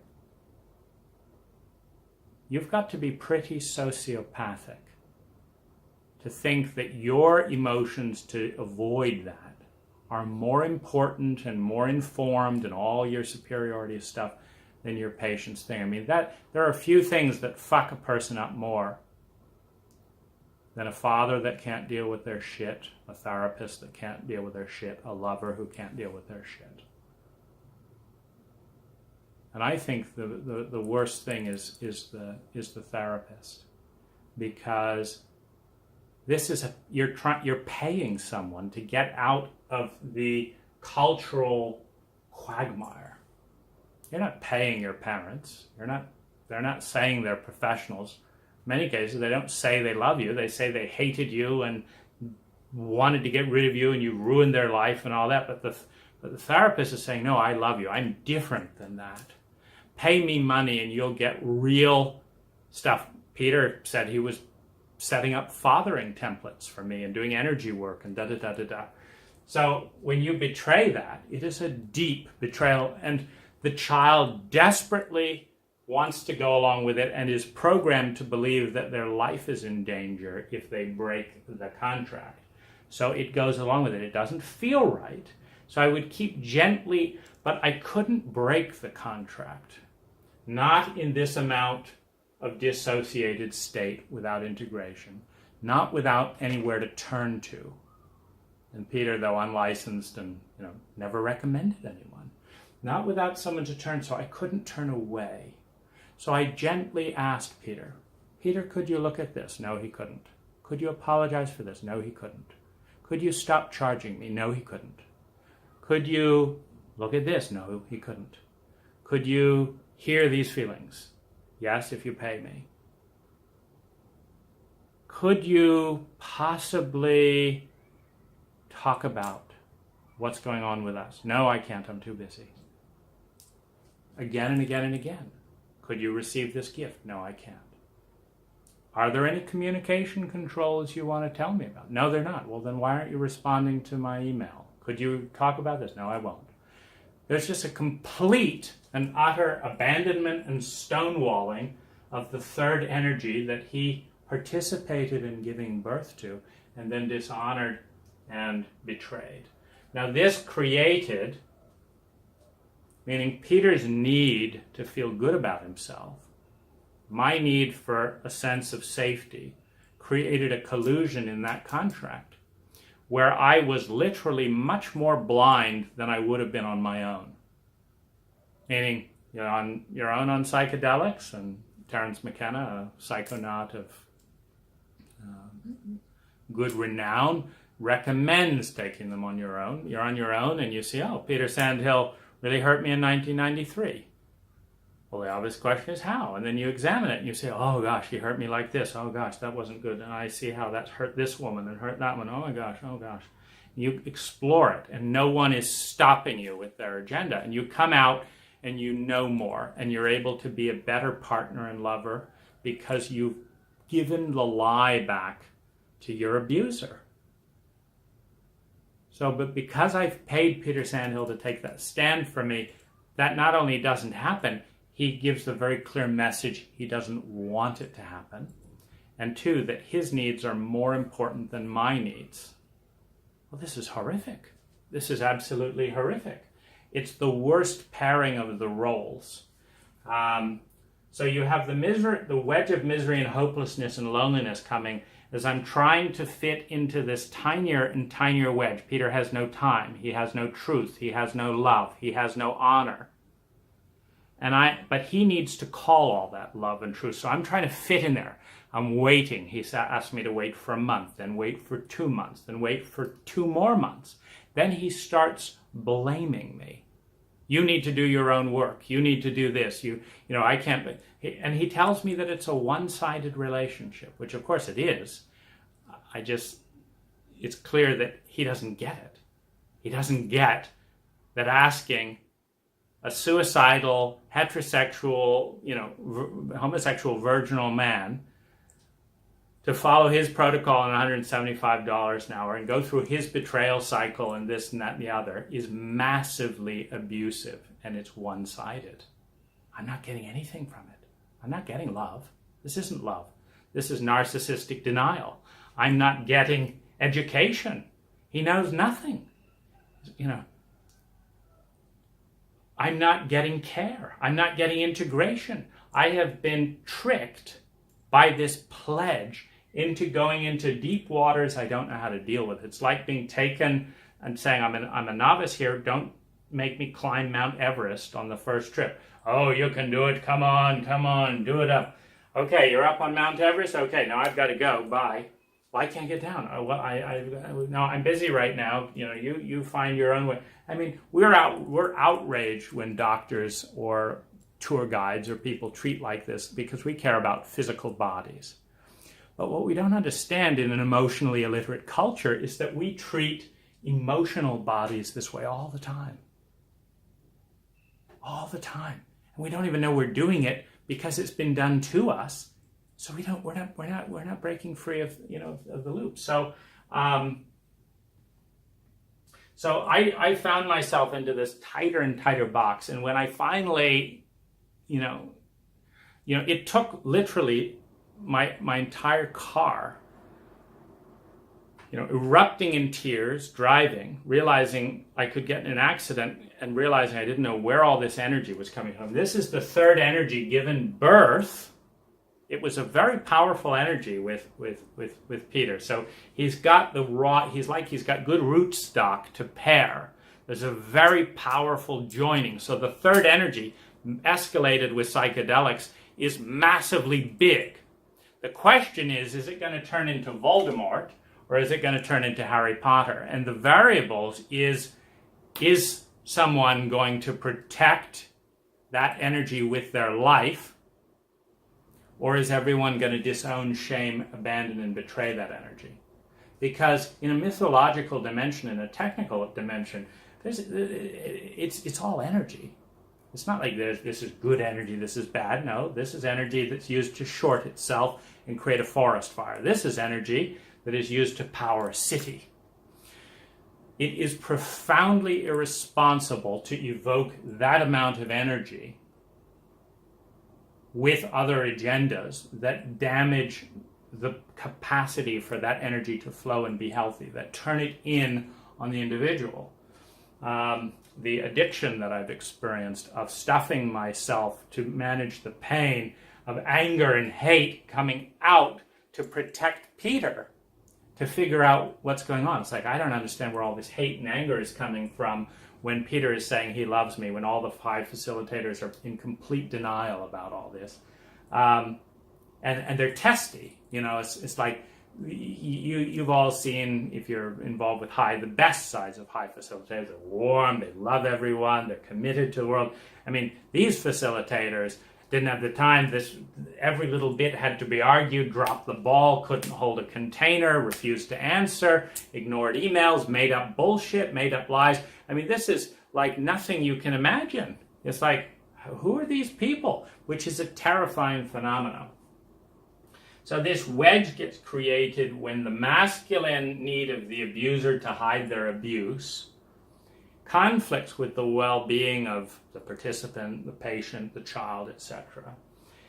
And through the contract, which says, I'll only love you and let you belong, etc., I'll only pretend to love you if you go along with this, the person has their own self turned in on themselves and becomes worse and worse and worse till it becomes life-threatening. And it has to become life-threatening because the contract was written in invisible ink, so it's very hard to see in a culture of denial. It was written in invisible ink as a basis of survival. So the 2-year-old, the 5-year-old, all these regressed traumatic selves out there know that they're going to die if they break the contract. See, and they're not integrated. They haven't updated to realize that they're no longer going to die, because the culture in a therapeutic principle that sees me spending $250,000 without anyone addressing trauma makes sure that all these dissociated parts of self are out there waiting to come back home. and learn that there's a new reality. They're still in terror and abandonment, and I don't know what's going on. They do not want to break the contract. When I say, hey, Peter, this doesn't seem right, I have voices in my head saying, don't push this too far. It's not safe. But the therapist is the one responsible for being safe more than anyone else. But they're using the wedge and the leverage of the contract to push their own safety, their own agenda, at the expense of their child, at the expense of their client. And this is, you could see this played out in the most graphic sense when Jason Weston gives me the contract to sign without giving me any support, any validation, any acknowledgement, or any apology. It says, I, Dane Colby, my old name. He didn't even get the name right. My legal name has been Rose for 8 years, and it's including in several workshops. Anyway, he sends it to the wrong name. I, Dane Colby, solemn, I will never tell anyone about this. I will never sue Hyde, da-da-da-da-da. This is the contract. They wanted me to sign it. It didn't feel right because I'd asked to be held and supported and listened to, and there was nothing. And then I get this contract. This is the contract of abuse. It's right there. It's not usually spelled out so blatantly. But what this contract basically says is that who you are will never be seen to protect your abuser, because who you are is affected. If you have had your entire therapeutic body lie and betray you, not disclose important information, put their own asses ahead of your well-being, you're moving in the Voldemort direction as opposed to Harry Potter, parents willing to die protecting love and each other. The rebound to Voldemort was the one healing that breaks that spell is the willingness to die to protect the innocence that is in that patient, in that child. The willingness.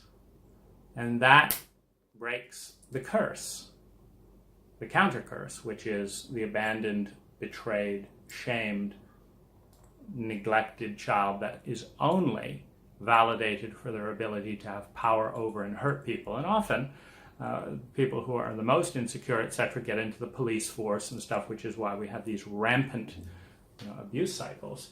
So when this is I basically was pleading with the entire facilitator body for more than 8 months, please own your shit so that I don't have to break the contract because I'm not strong enough in a dissociated state with all the horror and stuff and all the misguided stuff that's going on. I'm not strong enough. You said you were going to be there for me. Peter used the example of Gandalf in the Mines of Moria. If you watch Lord of the Rings, it's a great scene. And Gandalf takes his staff and says, "You will not pass!" And he stops the Balrog, which is another ancient demon. This is the demon that will stop trauma.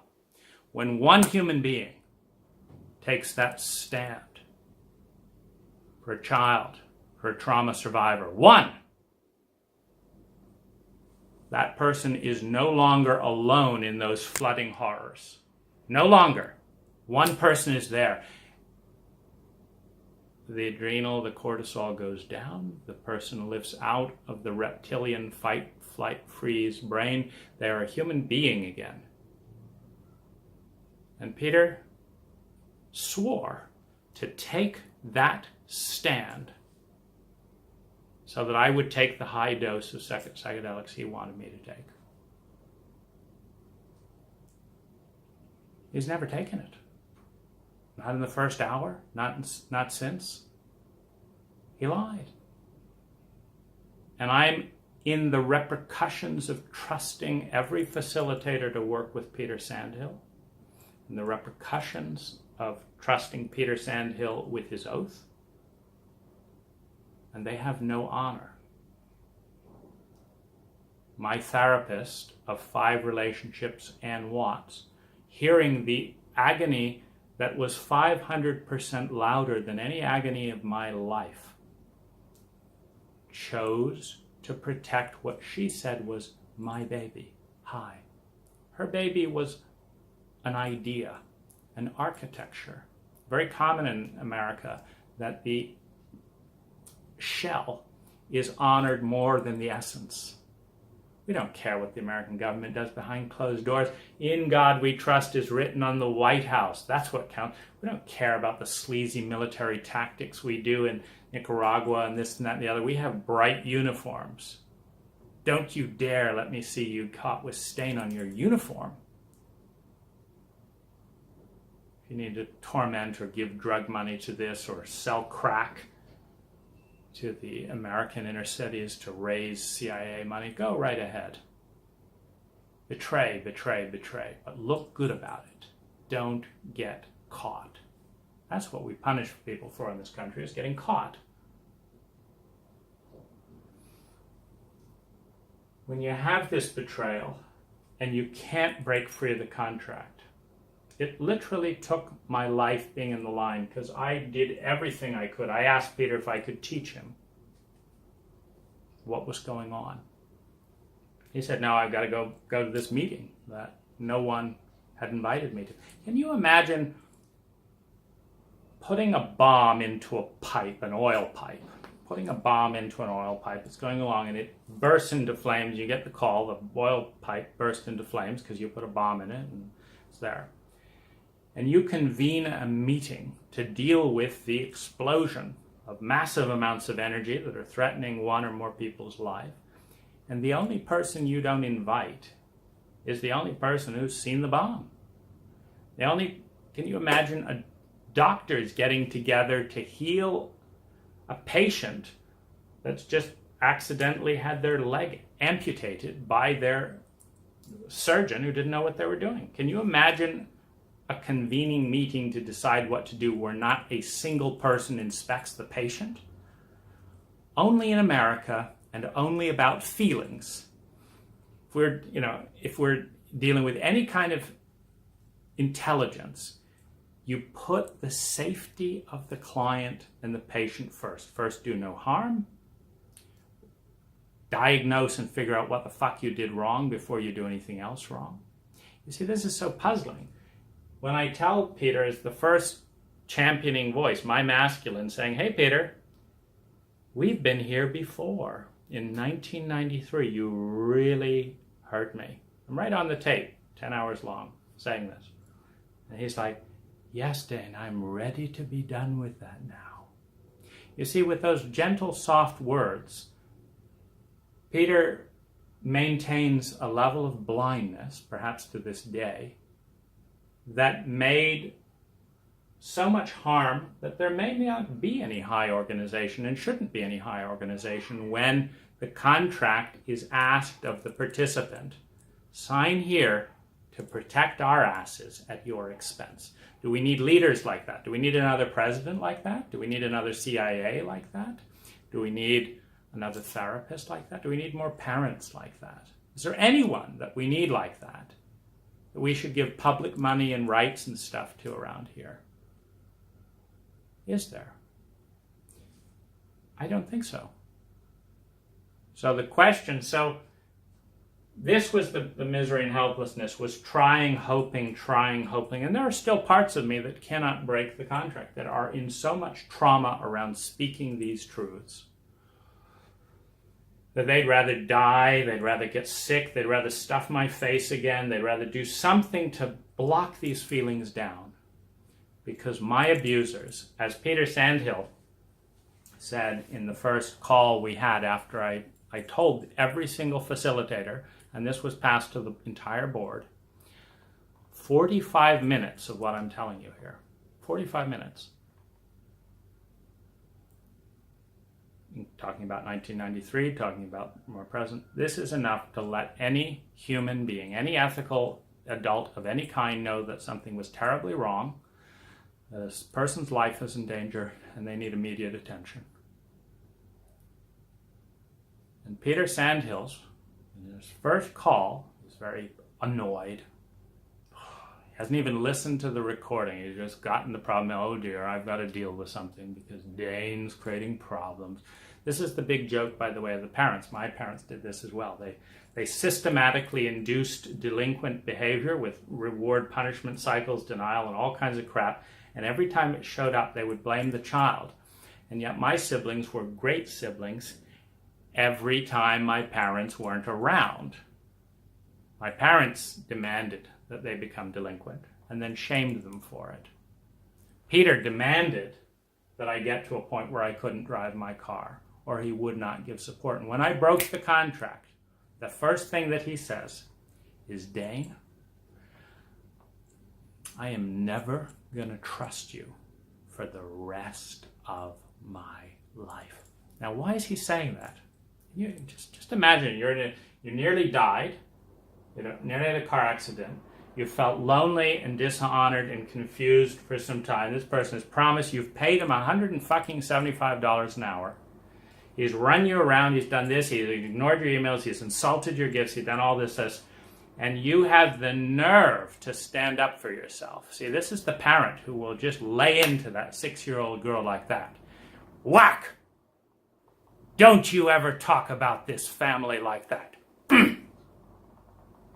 And that 6-year-old little girl is never going to go against the authority figure again. And she's not going to grow up either. When you get whacked that hard and you leave your body and you dissociate because you know that you are going to die if you fight this force because you're 6 years old, you go away with one memory intact. Don't confront the abuser. And then we shame these women.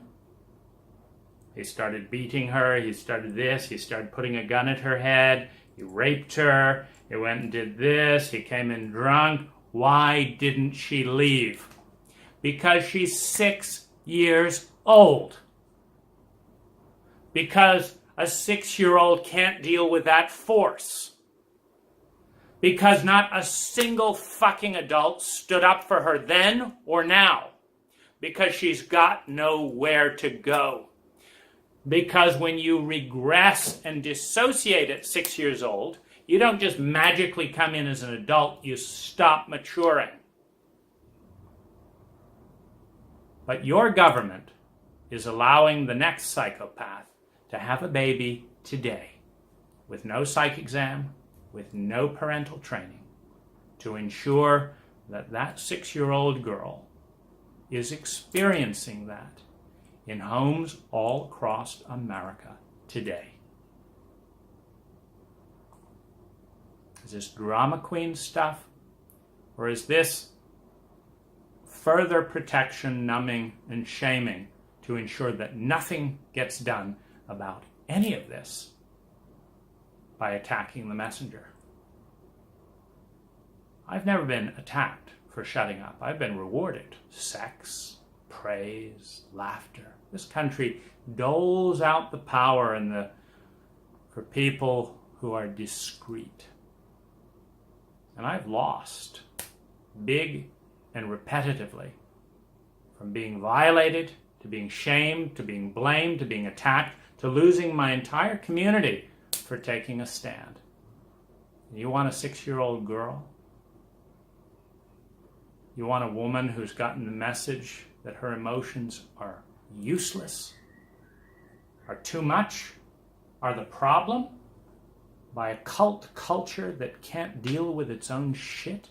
You want to blame her for not leaving? And you want to blame that man who's grown up with his own femininity treated like such shit with guns stuck at his head? Somehow he's going to treat his woman so much differently than the way his feminine was treated by his father, by his mother. Oh no, I had a very sweet family. Nothing like that at all. No. The thickness of the sociopathic skin, the contracts of blindness of abuse. You don't meet people who are free of their contract in these What would make you happy? I don't know. No. You've dissociated from the part that knows what would make you happy, because that same part knows what hurt you. And you couldn't let that part in your body, because if you told your abuser how hurtful they were, they'd kill you. They'd shame you. They'd ostracize you. They'd terrify you. I don't really know what I want. It's the message of feminine abuse all over. And then we shame the people who don't know after traumatizing them for knowing exactly what didn't feel good and speaking about it and getting labeled and bitched at, etc. So Peter was angry because I broke the contract, because I appeared like someone who would sign the contract and play along, and I did until it damaged my life. And this is the gift,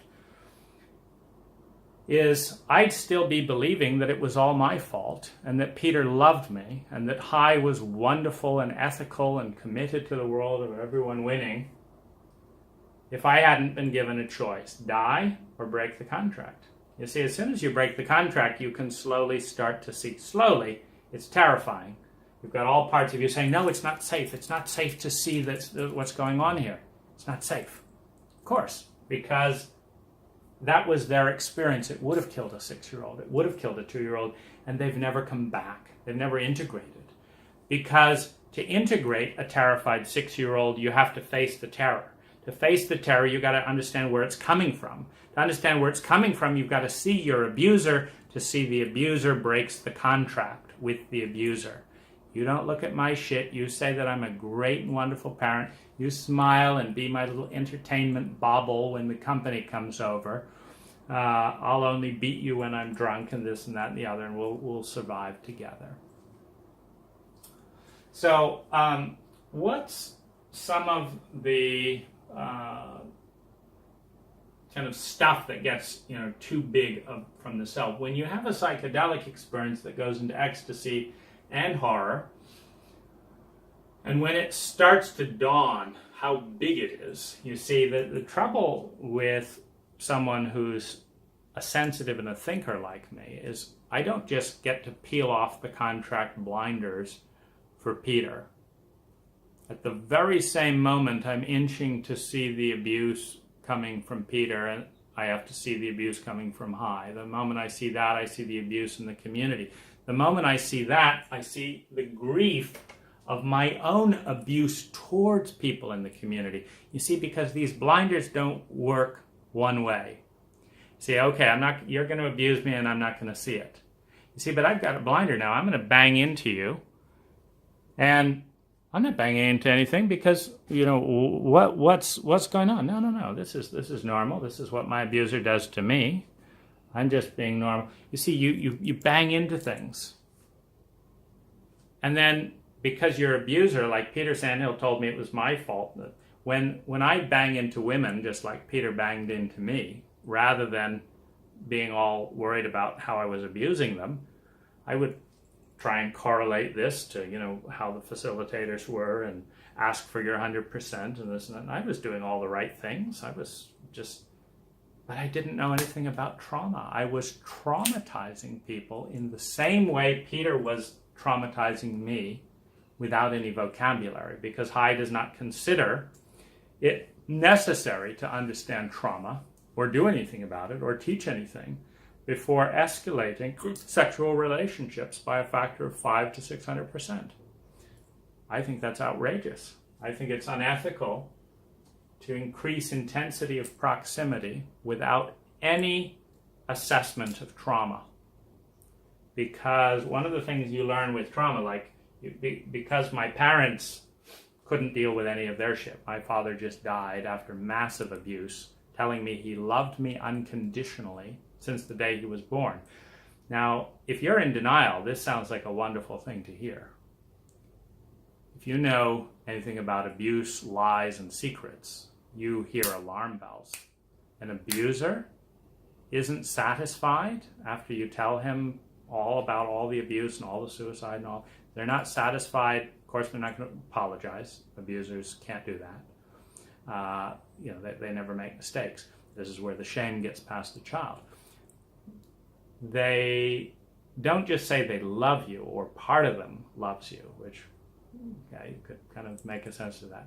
No. The superhuman shame dumper and the superhuman shame abuser loves you unconditionally, loves everyone all the time. The fact that you don't feel loved when you're being glared at. I didn't feel loved when Peter Sandhill said he was never going to trust me again. I felt terrorized for standing up for myself just a bit. Could I get a little bit of caring if my own life is in danger? No. I'm never going to trust you again. Who gives a damn about your life? I have a reputation. I am teaching love and intimacy and sexuality. Fuck you! How dare you ruin my marriage? And this was something that Felicia Williams facilitated. A complete shame terror dump on a regressed, traumatized little boy before any support in a culture of lies. Jason Weston is saying this is not a high issue.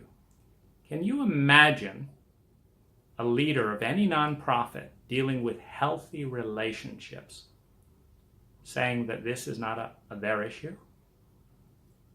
We're committed to the entire world winning except you. We're committed to replacing ignorance and fear with love and intimacy, except when it's our shit. We're committed to loving you, except when that's inconvenient. We want a responsible, healthy world, except when we have to spend any money. We're going to tell the truth, except when we don't. I mean, can you imagine this kind of gobbledygook coming out from, you think Skilling would get away with this kind of stuff with Enron? Of course not. So how is it that a corporation for public interest about healthy relationships considers what the high facilitators have done to be a healthy protocol? How is that? It's quite remarkable. Only they can figure it out. But of course, like Peter, when I started challenging Peter, High is following in Peter's footsteps, basically. When I started challenging Peter, I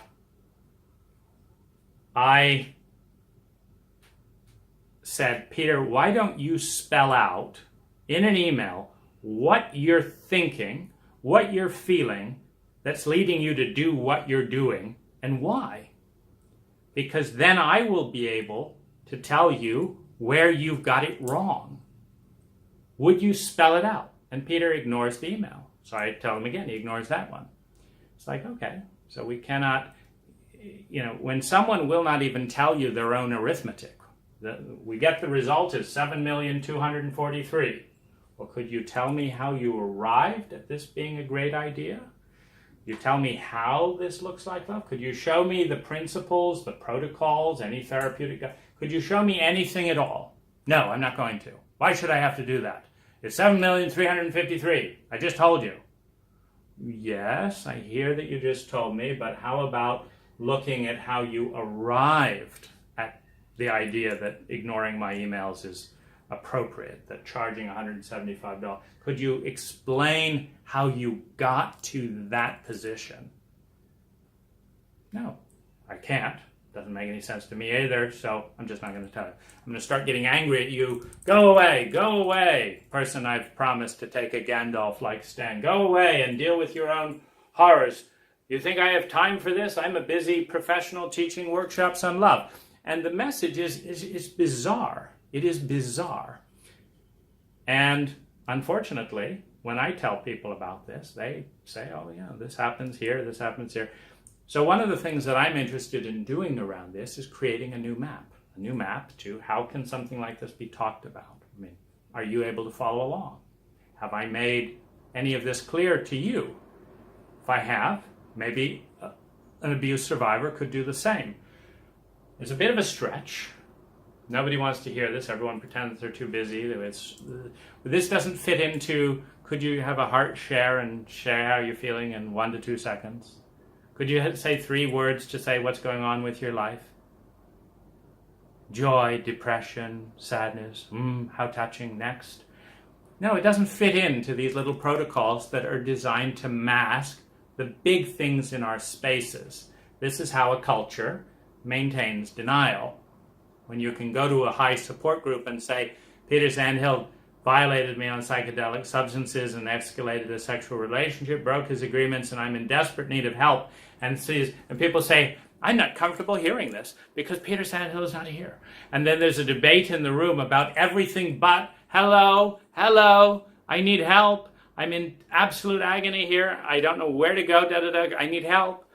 Well, is this appropriate? Oh, yes, well, I didn't hear it. I wasn't expecting this. I am not going to have the support group taken over by Dane.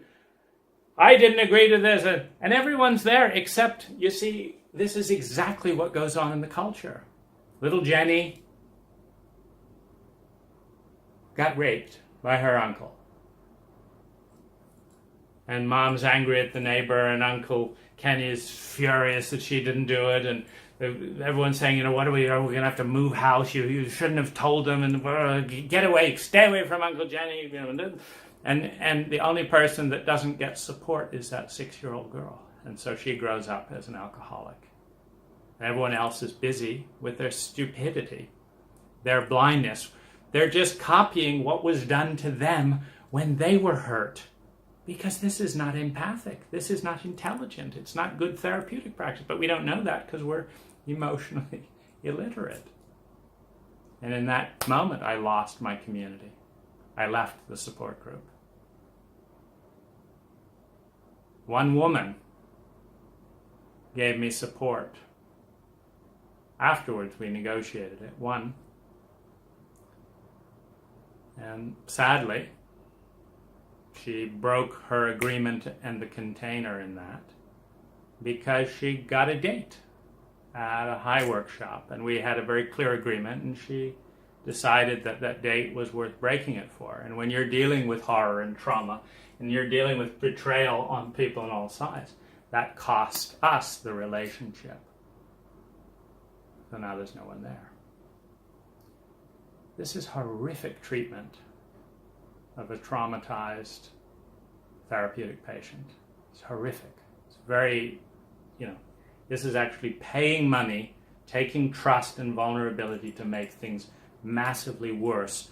And the disease of that horror and pain ripples out and touches hundreds of people in hostile and negative ways. And one of the big reasons that it's hard to let go and move on is I know it's not personal, meaning Hai teaches all the time, quit taking it personally, meaning this has nothing to do with you, this is to do with the other person. Okay, so let's delete me out of the equation. How many other participants are going to have their emails disconnected to have sexual advances by Peter Sandhill before the facilitators are no longer going to recommend him? How many more people are going to have to use up their savings coping and dealing with this? How many more people are going to lose their entire therapeutic body in one fell swoop, simultaneously undercutting their ability to trust their ability to find a good therapist? You see, because the same ability that I used to choose Peter Sandhill, Ann Watts, Barbara Musser, and Sarah Sandhill, the same discerning ability that I used to take the high workshops, is the same discerning ability I would use to find the next therapist. So when you're decimated by your entire support team and your community at the same time, and you're worse off for trusting, this is the really sick message, when you're worse off because you trusted than if you hadn't.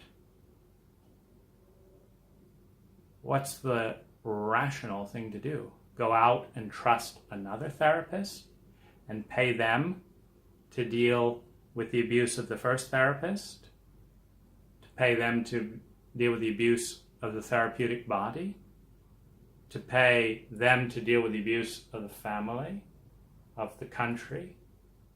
It's like, where does it end? How many people do you have to pay to deal with the shit that should never have been dumped on that child in the first place? How barbaric does this long chain of abuse have to get before we actually care enough to develop some apps, some trauma protocols, this and that and the other, with people that are willing to take a stand for that child and no one else, where the well-being of that child is the bottom line based on data, good research. What's it going to take? What's it going to take? Well, it's obviously going to take something different than what's being done. Well, this site is a part of that different. I've never seen a website like this. No one's ever made videos like this for me. Here they are.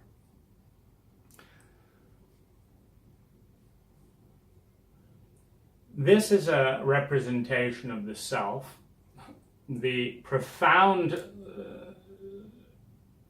psychedelic experience unintegrated, leading into this wedge and a new trauma, leading into a betrayal by the entire facilitator body. Literally saw my emotions mushrooming much bigger than I'd ever experienced them.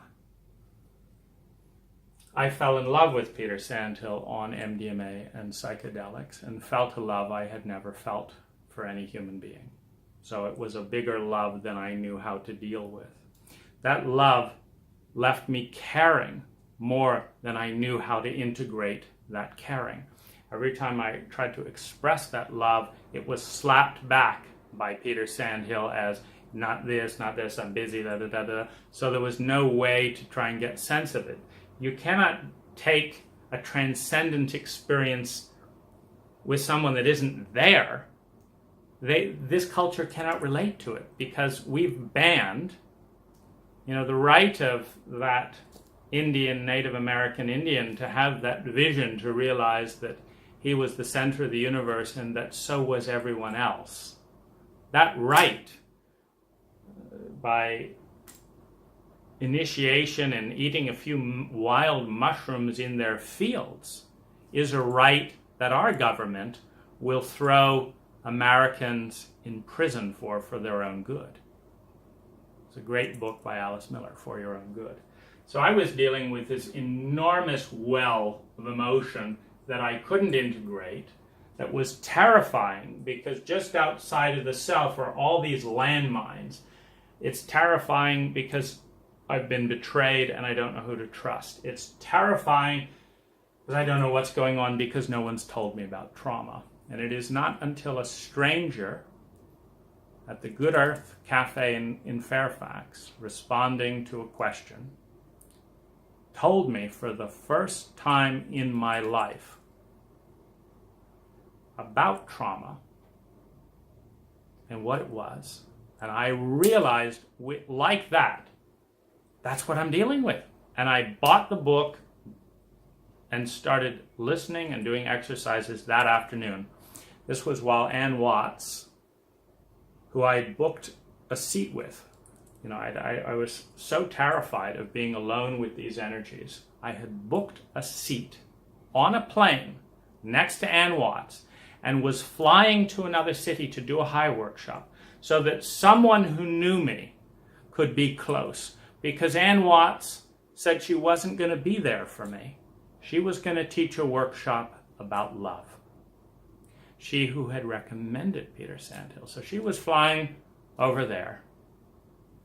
And after I had bought my plane ticket next to the seat that she had designated and expressed, here's the money for the workshop, Anne tells me, and I wonder how much of this is politics, but by the way, it certainly wasn't fighting for your cub.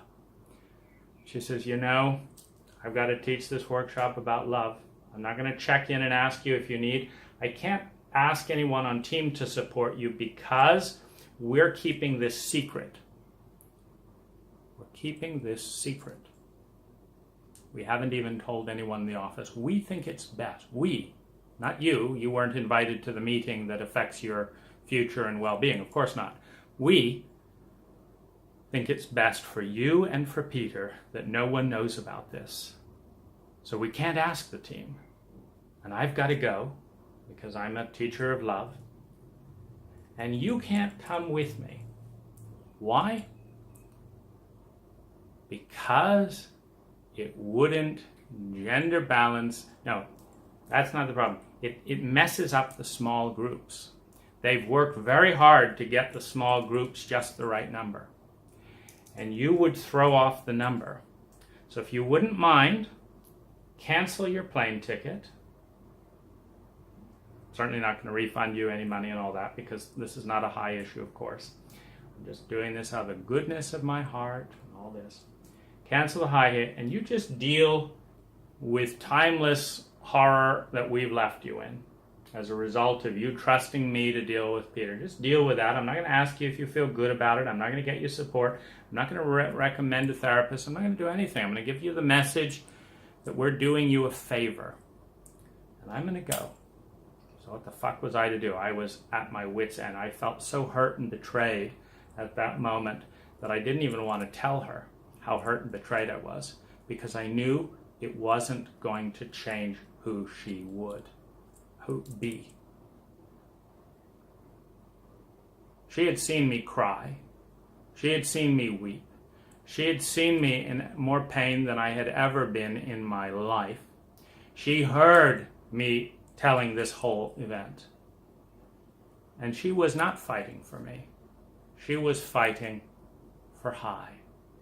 Not the spirit of High, not the purpose of High, not the sacred trust of High that does not hurt a participant for the expediency of the facilitator body. She was fighting for the image of High and betrayed her patient.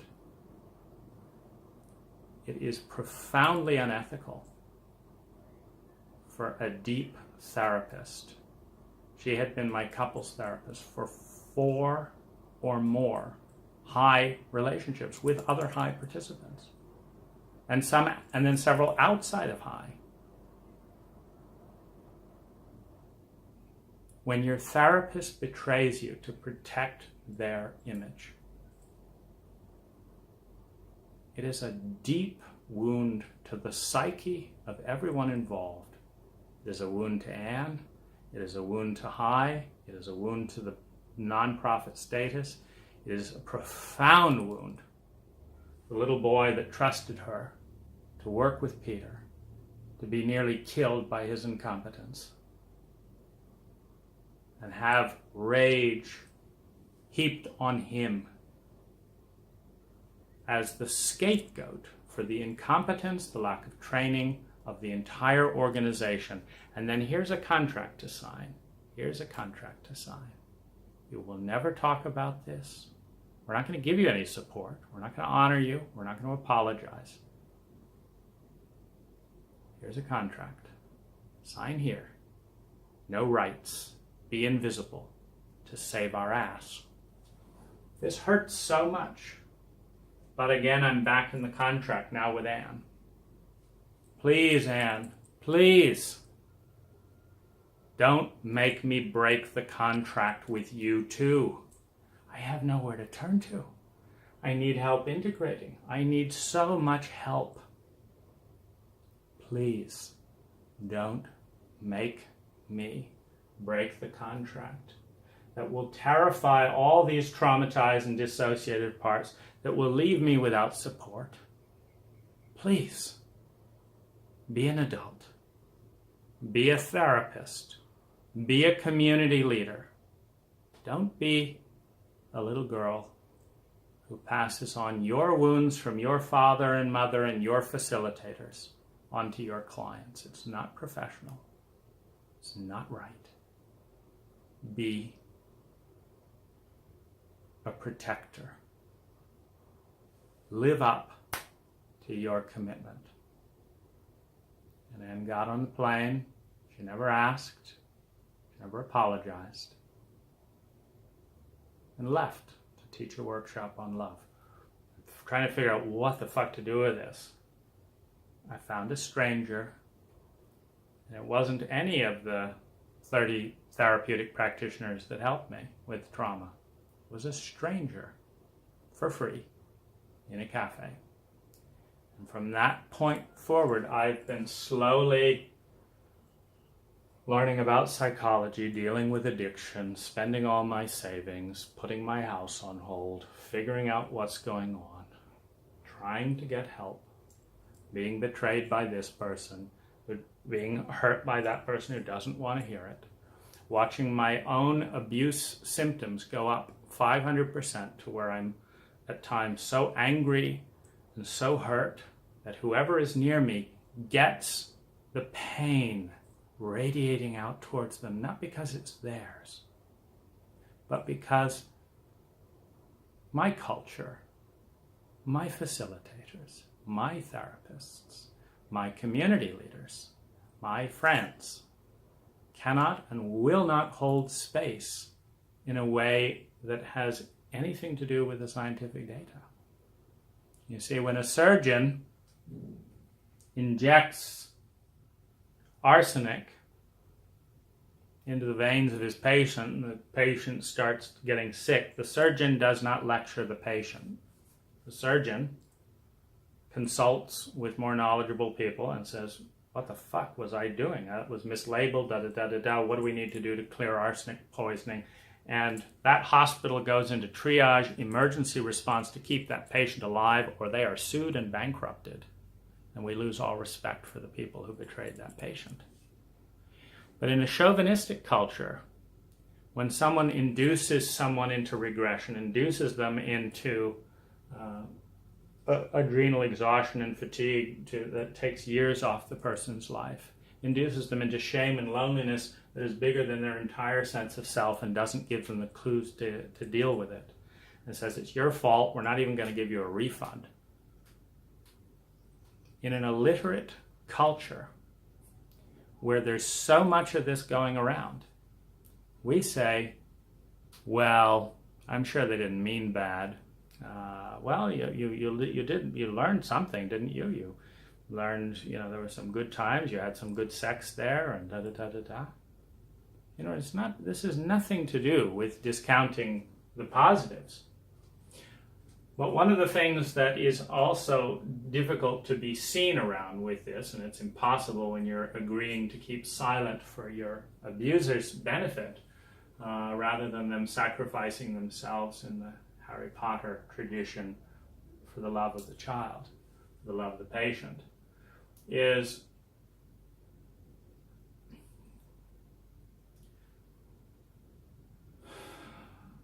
this whole terrain was unknown.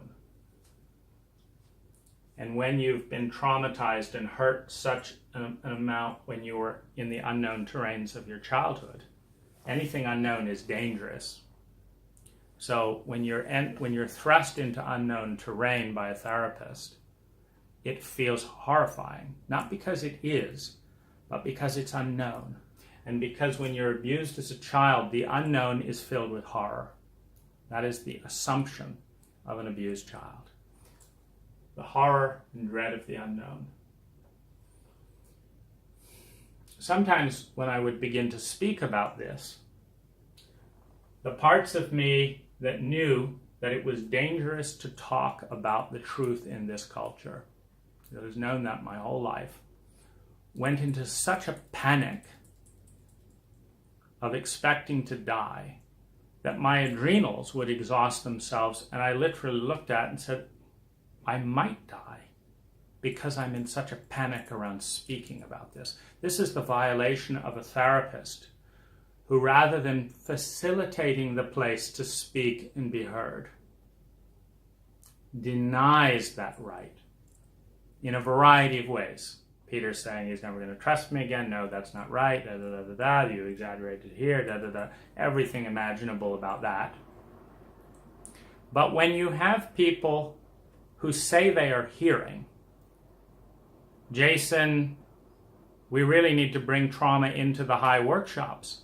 I have been traumatized or traumatized every single one of my high lover relationships, and I didn't even know what the word was.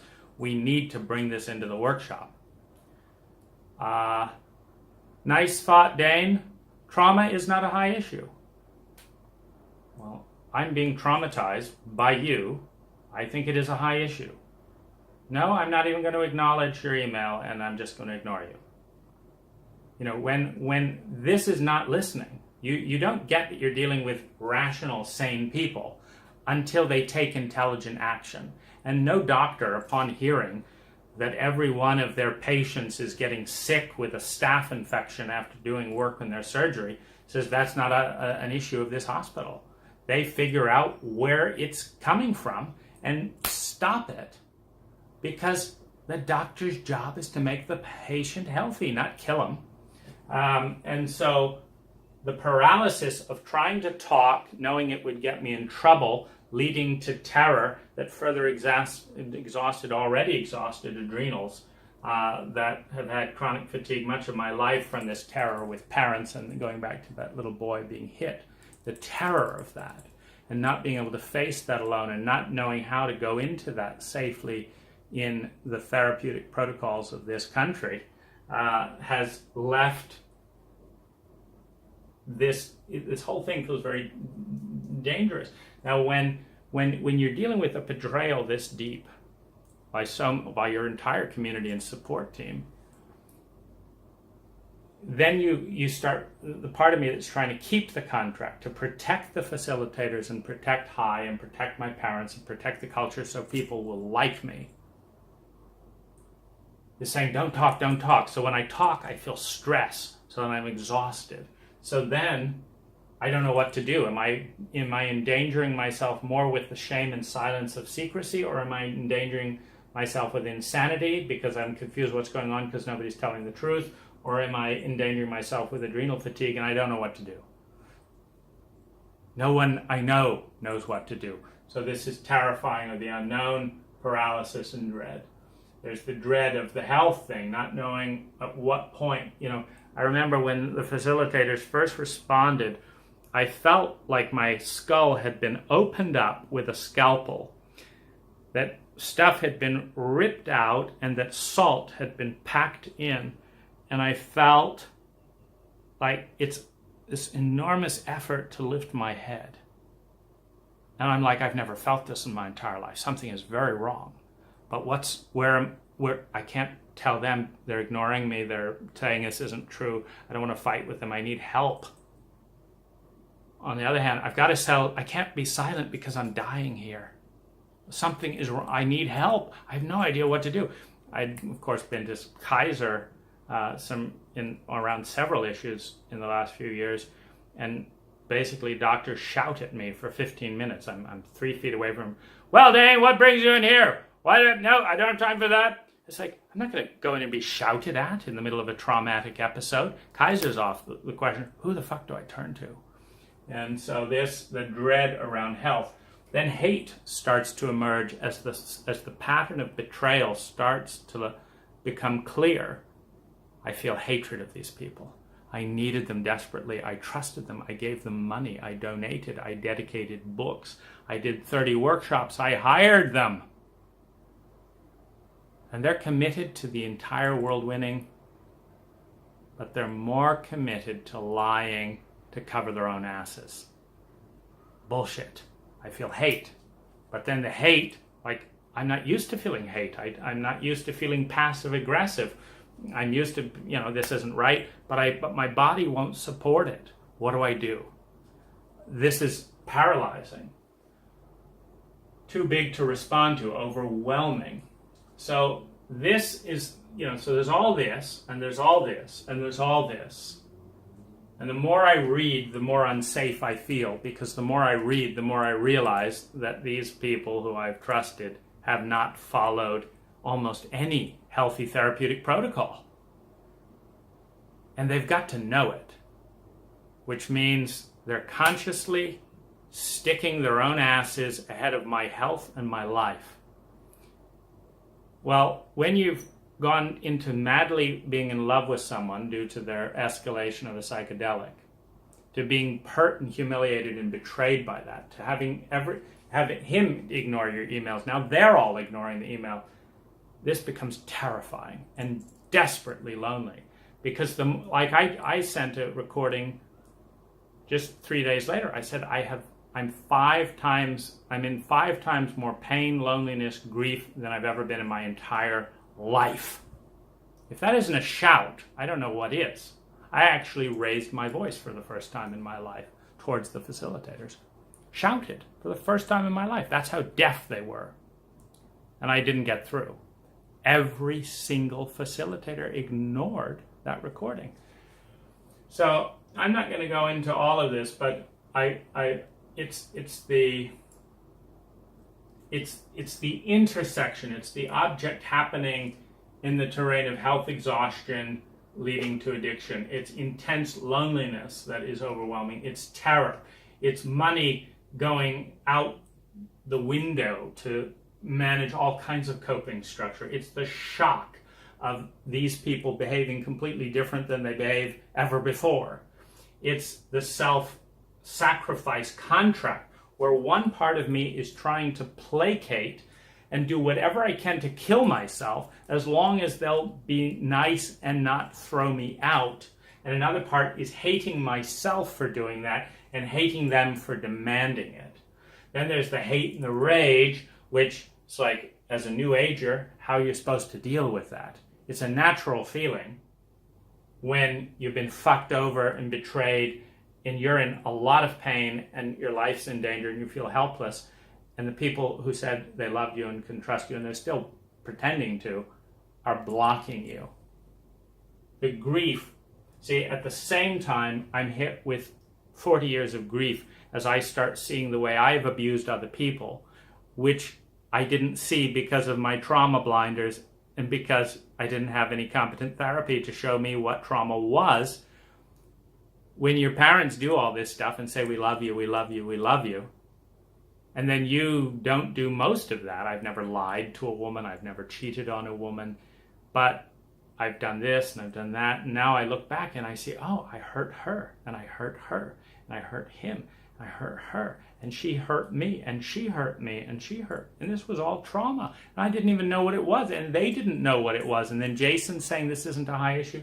The grief of realizing a lifetime of incompetence, failure, and pain, which was why I wanted to commit suicide. A lifetime of failure, incompetence, and pain. And I was led to believe by one person after another, starting with my parents, that it was all my fault. When it was every adult's complicity in the abuse. Don't tell me about your parent. No. You have nice parents. Don't tell me about this. I don't want to get fired. Don't do this. It's a betrayal after betrayal after betrayal. And then there's the concern and caring that comes from seeing in the transcendent stuff the beauty, the great beauty of human beings and the great beauty of who I am outside of that traumatic mechanism. And wanting to give that love and that beauty and asking Peter for help. Please help me integrate this. Help me find my voice. Nothing. And then I just try experimenting on my own and shoved back. And it's like, what do you do with this boundless love that is being dishonored, betrayed, violated, stomped on, rejected, and criticized? What do you do? It's so painful to give it up and say, fine, I'm not in a safe world. I've got to manipulate and do this and that and the other. It's a deep, deep wound. So this is the object in one of its dimensions, and I've gone into it in many other ways in many other areas. But this is an important slice, because if you will grasp this, and grasp that I'm just a dot of light that had this experience, so much of this is a pattern for our culture. It's not personal. It's not about you. It's not about me. It's not about Peter. It's about the dynamics that come together in a culture. And what do we want? Because it is not an isolated event, despite the egotism, despite the delusion of our independence. Not one of us is independent. And we will not change this alone. We will change it as a spiritual community, by taking a stand for the truth, and by taking a stand for the next person we meet in trauma, by taking a stand for our own literacy, to read The Body Keeps the Score, to read Healing Trauma, to read John Gottman's explorations on trust, to learn about heightened sensitivity, to read Terence McKenna's books on psychedelics. Because in the same way that all of this has been one of the worst recipes to evoke destruction that one could imagine in a therapeutic context, the same understanding unlocks the keys to reorganize the ingredients and change the directions of different poles to create the best. The same light that came in and turned into Voldemort is the same light that comes in and turns into Harry Potter. It's the environment and circumstances, the same electricity that electrocutes many of our young juvenile delinquents, is the same electricity that can power this video and spread the truth. Thank you for watching.